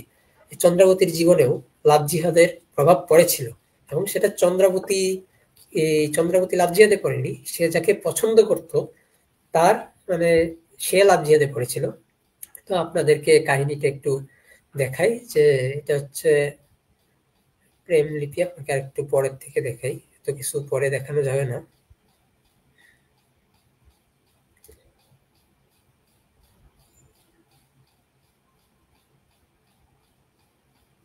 বংশী হচ্ছে চন্দ্রাবতীর পিতা আর কি। বংশী পূজা করছে, কন্যার জন্য বর কামনা করছে। পূজা করে বংশীবদন শঙ্করে ভাবিয়া, চিন্তা করে মনে মনে নিজ কন্যার বিয়া। এত বড় হইল কন্যা, না আসিল বর, কন্যার মঙ্গল কর অনাদি শঙ্কর।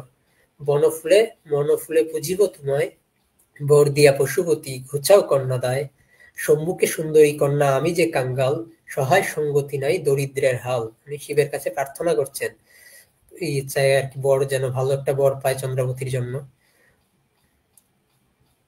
পূজার জোগাড় দিয়া কন্যা নিরালায় বসিল, জয়ানন্দের পুষ্পপাত যতনে খুলিল। জয়ানন্দ হচ্ছে তার প্রেমিক আর কি, তার সঙ্গে এটা অনেক ছোটবেলা থেকেই তাদের প্রেম কাহিনী চলছে। জয়ানন্দের পুষ্পপাত যতনে খুলিল, পত্র পইরে চন্দ্রাবতীর চক্ষে বয়ে পানি, কিবা উত্তর দিব কন্যা কিছুই না জানি। আরবার পরে পত্র চক্ষে বয়ে ধারা, এমন কেন হইল মন সুখের পিঞ্জরা। দেখি শুনি সেই ভালো ফুল তুলিয়া আনি, বয়স হইয়াছে এখন হইলাম অরক্ষিণী। অর্থাৎ তারা বলতেছে আর কি, যে সে এখন তার বাবা তাকে নিয়ে টেনশন করতেছে বিয়ে দেওয়ার জন্য, এটা সে বলতেছে যে তাকে রক্ষা করার কেউ নাই। কেমনে লিখিব পত্র প্রাণের কাহিনী, কিমতে লিখিব পত্র বাপ আছে ঘরে। ফুল তুলে জয়ানন্দ ভালোবাসি তারে, ছোট হইতে দেখি তারে প্রাণের দূষর। সেইভাবে লেখে কন্যা পত্রের উত্তর, ঘরে মোর আছে বাপ আমি কিবা জানি, আমি কেমনে দেই উত্তর অবলা কামিনী। শিবের চরণে কন্যা উদ্দেশ্যে করে নতি, পত্র পাঠাইয়া দিল কন্যা চন্দ্রাবতী। পুষ্প তুলিতে কন্যা আর নাহি যায়, এই মতে সুখে দুঃখে দিন বইয়া যায়। নীরবে হৃদয় দান, এগুলো দেখিয়ে লাভ নেই। তো বিয়ের প্রস্তাব, এখন বিয়ের প্রস্তাব আসলো। একদিন তো না ঘটক আইল ভট্টাচার্যের বাড়ি, তোমার ঘরে আছে কন্যা পরমা সুন্দরী। কুলে শিলে তুমি ঠাকুর চন্দ্রের সমান, না দেখি এমন বংশ এতাই বিদ্যমান। বয়স হইল কন্যা রূপে বিদ্যাধরী, ভালো বরে দেও বিয়া ঘটকালি করি। কিবা বর কহ বিবরণ, পছন্দ হইলে দিব মনের মতন। ঘটক কহিল সন্ধ্যা গ্রামে ঘর, চক্রবর্তী বংশে খ্যাতি কুলীনের ঘর। জয়ানন্দ নাম তার, কার্তিক কুমার। অর্থাৎ যার সঙ্গে তার প্রেম আর কি, এই চন্দ্রাবতীর, তার সঙ্গেই বিয়ের প্রস্তাব আসছে। সুন্দর তোমার কন্যা যোগ্য বর তার, দেখিতে সুন্দর কুমার পড়ুয়া পণ্ডিত। নানা শাস্ত্র জানে বর অতি সুপণ্ডিত। সূর্যের সমান রূপ বংশের দুলাল, সুখেতে থাকিব কন্যা জানি চিরকাল। পশ্চিমাল বাতাসে দেখো শীত লাগে কাটা, এখনে ধরিয়াছে দেখো মধ্যিগাঙ্গে ভাটা। আম গাছে নয়া পাতা ধরিয়াছে বোল, এই মাসে বিয়া দিতে নাহি গন্ডগোল। করকুষ্টি বিচারিয়া সম্বন্ধ মিলায়, ভালা বরে কন্যা বিয়া দেওয়া বড় দায়। কুষ্টি বিচারি কইল সর্বসুলক্ষণ, বর কন্যার এমন মিল ঘটে কদাচন। কুষ্টিতে মিলিছে ভালো যখন এই বরে কন্যাদান করিব সুস্তরে। অর্থাৎ কন্যাদান করতে রাজি হইছে, চন্দ্রাবতীর বিয়ে ঠিক হইল। তারপরে যে বিবাহের আয়োজন হইল, তো এই বিবাহের আয়োজনের মধ্যে আসলে হচ্ছে একটা দুঃসংবাদ, মুসলমান কন্যার সঙ্গে জয়চন্দ্রের ভাব। প্রথমে দেখা সুন্দা নদীর কূলে, জল ভরিতে যায় কন্যা কলসি কাকালে। এটা হচ্ছে মুসলিম কন্যা, আরেকটা কন্যার প্রতি সে আকৃষ্ট হয়ে গেল। চলনে খঞ্জন নাচে বলনে কোকিলা, জলের ঘাটে গেলে কন্যা জলের ঘাট লালা।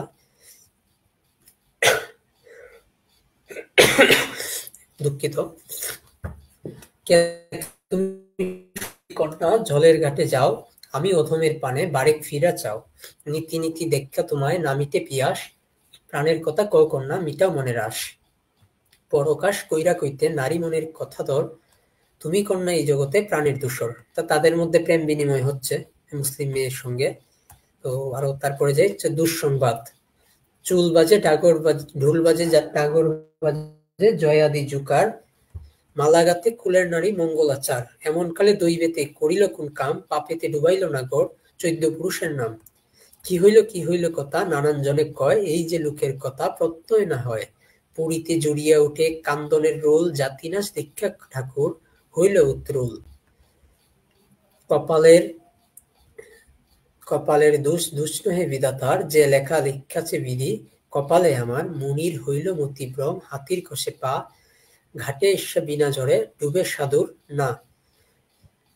না মানে হচ্ছে নৌকা আর কি। পাড়াপড়শি কয় ঠাকুর কইতে না জুড়ায়, কি দিব কন্যার বিয়া ঘটল বিষম দায়।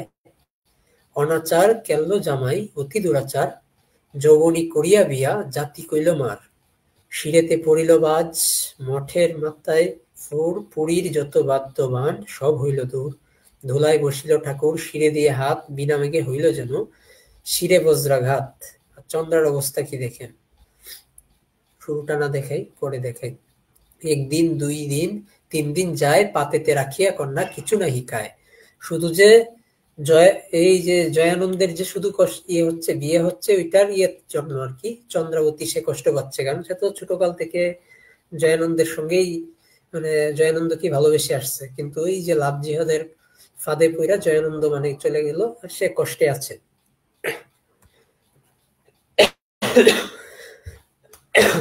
দুঃখিত। রাত্রিকালে সরসজ্জা বহে চক্কের পানি, বালিশ ভিজিয়ে ভিজে নেতের বিছানি। শৈশবের যত কথা আর ফুল তোলা, নদীর কূলেতে গিয়ে করে জল খেলা। সেই হাসি সেই কথা সদা পড়ে মনে, ঘুমাইলে দেখিব কন্যা তাহারে স্বপনে। নয়নে না আসে নিদ্রা ও ঘুমে রজনী, ভোর হইতে উঠে কন্যা যেমন পাগলিনী। বাপে তো বুঝিল তবে কন্যার মনের কথা, কন্যার লাগিয়া বাপের হইল মমতা। সম্বন্ধ আসিল বড় বড় নানা দেশ হইতে, একে একে বংশীদাস লাগে বিচারিতে। চন্দ্রাবতী বলে পিতা মম বাক্য ধর, জন্মে না করিব বিয়া রইব আই বুড়ো। শিব পূজা করি আমি শিবপদে মতি, দক্ষিণীর কথা রাখো করো অনুমতি। অনুমতি দিয়া পিতা কয় কন্যার স্থানে, শিব পূজা করো আর লেখো রামায়ণে। চন্দ্রাবতীর একটা রামায়ণ আছে, আপনারা পরে দেখতে পারেন। ওইখানে সীতার জীবনটা মানে কতটুকু দুঃখে কষ্টে কাটছে ওইটা নিয়ে লিখছেন আর কি উনি মূলত।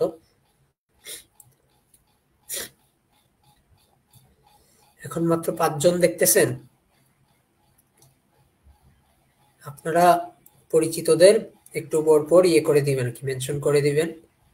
তো যে চন্দ্রাবতীর রামায়ণে মূলত যে সীতার দুঃখ কষ্ট এগুলো মূলত তার আর কি, যে আমরা শুধু বাল্মীকি রামায়ণে এটা আছে ওইটা নিয়ে মারামারি করি। বাল্মীকি রামায়ণ ছাড়াও যে কত লোককথা ছিল রামায়ণের উপর তা আপনারা ভাবতে পারবেন, রামায়ণের ইতিহাস অনেক বিশাল। যাই হোক, এটা হচ্ছে শেষ পর্ব, এটা পুরোটা করে আপনাদের শোনাবো। নির্মায়া পাষাণ শিলা বানাইলা মন্দির, শিব পূজা করে কন্যা মন করি স্থির। অবসর কালে কন্যা লেখে রামায়ণ, যাহারে পড়িলে হয় পাপ বিমোচন। জন্মত থাকিব কন্যা কুলের কুমারী, একনিষ্ঠ হইয়া পূজে দেব ত্রিপুরারি। শুধাইলে না কয় কথা মুখে নাহি হাসি, এক রাত্রি ফোটা ফুল ঝুইরা হইল বাসি। এমন কালেতে শুনো হইল কোন কাম, যুগাসনে বৈশ্যে কন্যা লইয়া শিবের নাম, বম বম ভোলানাথ গাল বাদ্য করি বা বিহিত আচারে পূজে দেব ত্রিপুরারি। বৈশাখ মাসেতে হয় রবি খরথর, গাছেতে পাকিল আম অতি সুবিস্তর। বার্তা লইয়া আসে পত্রে ছিল লেখা, চন্দ্রাবতীর সঙ্গেতে করিতে আইল দেখা। এই পত্রে লিখিয়াছে দুঃখের ভারতী, জয়ানন্দ দিচ্ছে পত্র শুনো চন্দ্রাবতী। পত্রে পড়িল কন্যা সকল বারতা, পত্রেতে লিখিয়াছে নাগর মনের দুঃখ কথা। শুনোরে প্রাণের চন্দ্রা তোমারে জানাই, মনের আগুনে দেহ পুইরা হইছে ছাই। অমৃত ভাবিয়া আমি খাইয়াছি গরল, কণ্ঠেতে লাগিয়া রইছে কাল হলাহল। জানিয়া ফুলের মালা কালসাপ গলে, মরণে ডাকিয়া আমি আনিয়াছি অকালে। তুলসী ছাড়িয়া আমি পুজিলাম শেওরা, আপনি মাথায় লইলাম দুঃখের পসরা। জলে বিষ বাতাসে বিষ না দেখি উপায়, ক্ষমা করো চন্দ্রাবতী ধরি তোমার পায়। দেখছেন তার পরিণাম বর্তমানের পরিণামের সঙ্গে কিন্তু হুবহু মিল। বর্তমানে যারা লাভ জিহাদে পড়ছে তারা দেখবেন, ছেলেরা যারা লাভ জিহাদে পড়ছে তারা জঙ্গিবাদী কর্ম করতে গিয়ে ধরা খাইছে। এই নয়তো কোরআন পুড়িয়ে ফেলতেছে, মন্দির ভেঙে ফেলতেছে, এইসব করে ধরা খাচ্ছে। আর মেয়েরা যারা হয় তাদের অবস্থায় যে এরকম হয়, কান্নাকাটি করে, শেষ পর্যন্ত অসহায় হয়ে যায়। একবার দেখিব তোমায় জন্মশেষ দেখা, একবার দেখিব তোমার নয়ন ভঙ্গি বাঁকা, একবার শুনিব তোমার মধুর রসবাণী। নয়ন জলে ভিজাইব রাঙ্গা পা দুইখানি, না ছুঁইব না ধরিব দূরে থেইক্কা খাড়া। পূর্ণমুখ দেখ্যা আমি জুড়াইব অন্তরা, শিশুকালের সঙ্গী তুমি যৌবনকালের মালা। তোমারে দেখিতে কন্যা মন হইল উতালা, জলে ডুবি বিষ খাই গলায় দেই দড়ি। তিলেক দাঁড়াইয়া তোমার চাঁদ মুখ হেরি, ভালো নাহি ভাষ্যকন্যা এই পাপিষ্ঠ জনে। জন্মের মতন হইলাম বিদায় ধরিয়া চরণে, এই দেখা চক্ষে দেখা এই দেখা শেষ। সংসারে নাহিক আমার সুখ শান্তির লেশ, একবার দেখিয়া তোমায় ছাড়িব সংসার। কপালে লিখিয়াছে বিধি মরণ আমার। পত্র পড়ি চন্দ্রাবতী চক্ষের জলে ভাসে, শিশুকালের স্বপ্নের কথা মনের মধ্যে আসে। একবার দুইবার তিনবার করি পত্র পড়ে চন্দ্রাবতী নিজ নাম সারি। নয়নের জলে কন্যার অক্ষর মুছিল, একবার দুইবার পত্র যে পড়িল। শুনো শুনো বাপ আগো শুনো মোর কথা, তুমি সে বুঝিবে আমি দুঃখিনীর ব্যথা। জয়ানন্দ লেখে পত্র আমার গোচরে, তিলেকের লাগিয়া চাই দেখিতে আমারে। শুনো গো প্রাণের কন্যা আমার কথা ধরো, এক মনে পূজো তুমি দেব বিশ্বেশ্বর। অন্য কথা স্থান কন্যা নাহি দিও মনে, জীবন মরণ হইল যাহার কারণে। নষ্ট হইল পূজার ফুল ছুঁইল যবনে, না লাগে উচ্ছিষ্ট ফল দেবের কারণে। আছিল গঙ্গার জল অপবিত্র হইল, বিধাতা সাধিছে বাদ সব নষ্ট হইল। তুমি যা লইছ মাগো সেই কাজ করো, অন্য চিন্তা মনে স্থান নাহি দিও আর। পত্র লিখি চন্দ্রাবতী জয়ের গোচরে, পুষ্পদুর্বা লইয়া কন্যা পশিল মন্দিরে। যুগাসনে বসে কন্যা নয়ন মুদিয়া, এক মনে করে পূজা ফুল বিল্ব দিয়া। শুধাইল আখির জল সর্বে চিন্তা দূরে, এক মনে পূজে কন্যা অনাদি শঙ্করে। কিসের সংসার কিসের বাস কেবা পিতামাতা, পুজিতে ভুলিল কন্যা শৈশবের কথা। জয়ানন্দে ভুলি কন্যা পুজোয় শঙ্করে, এক মনে ভাবে কন্যা হর বিশ্বেশ্বরে। শান্তিতে আছয়ে কন্যা একনিষ্ঠ হইয়া, আসিল পাগল জয়া শিকল ছাড়িয়া। জয়ানন্দ চলে আসলো, দ্বার খুলো চন্দ্রাবতী তোমারে সদাই। জীবনের শেষ তোমায় একবার দেখা যাই, আর না দেখিব তোমায় নয়ন চাহিয়া। দুষ্কমা করো কন্যা শেষ বিদায় দিয়া, কপাটে আঘাত করে শিরে দিয়া হাত। বজ্রের সমান করে বুকেতে নির্ঘাত, যুগাসনে আছে কন্যা সমাধি শয়নে।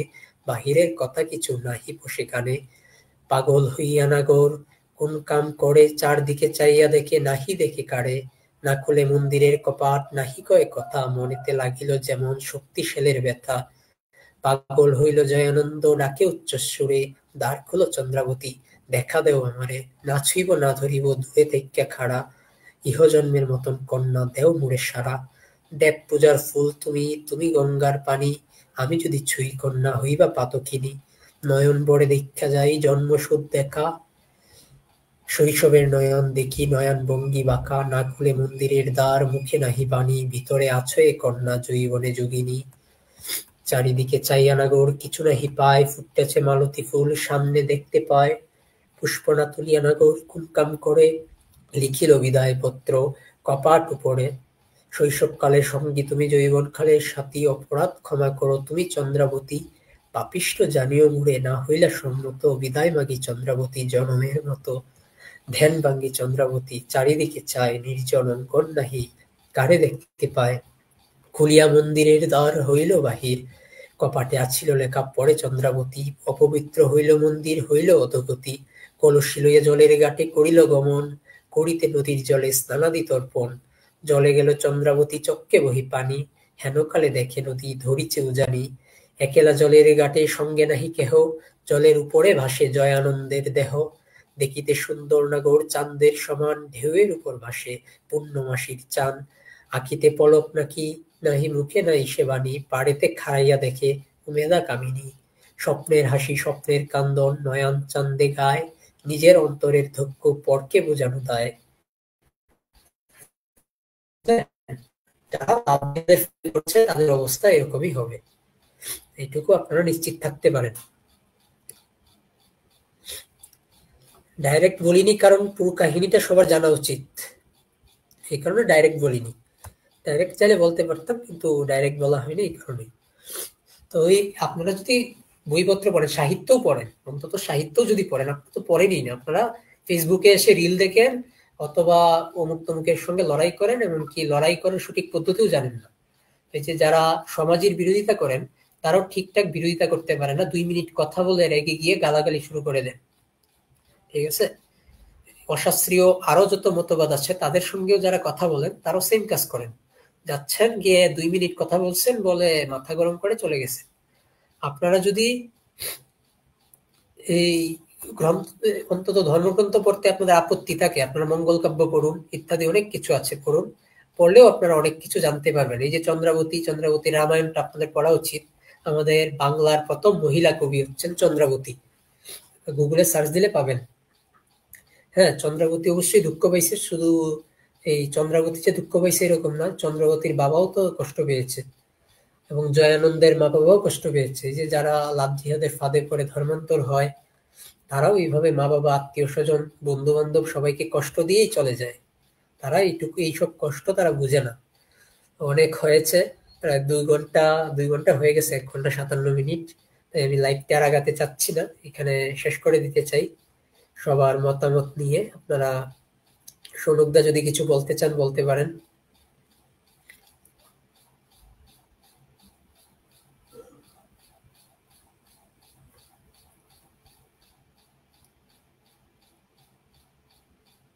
সনুকদার হয়তো কোনো সমস্যা, পিথু শেষ করে দিই নাকি? অনেকক্ষণ তো হলো।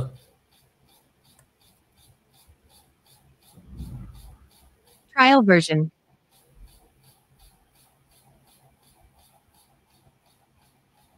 আচ্ছা, তারও হয়তো সমস্যা হচ্ছে, যাই হোক। কমেন্টকারীরা কিছু বললে বলতে পারেন, যারা দেখতেছেন শেষ করে দিই, অনেকক্ষণ, 2 ঘন্টা হয়ে গেল লাইভ। সবাই হয়তো পুরোটা দেখেননি, যারা পুরোটা দেখেননি পরবর্তীতে দেখে নিবেন। আর এইরকম লাইভ যদি আরো চান তাহলে আরো আমরা আয়োজন করব, কিন্তু আপনাদের সমর্থন চাই, শুধু আপনাদের সমর্থন চাই।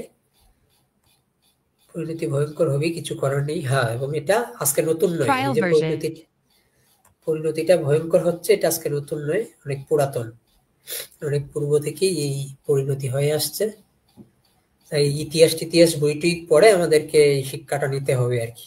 যাই হোক, আজকের মতো এখানেই শেষ। হর হর মহাদেব, জয় সনাতন।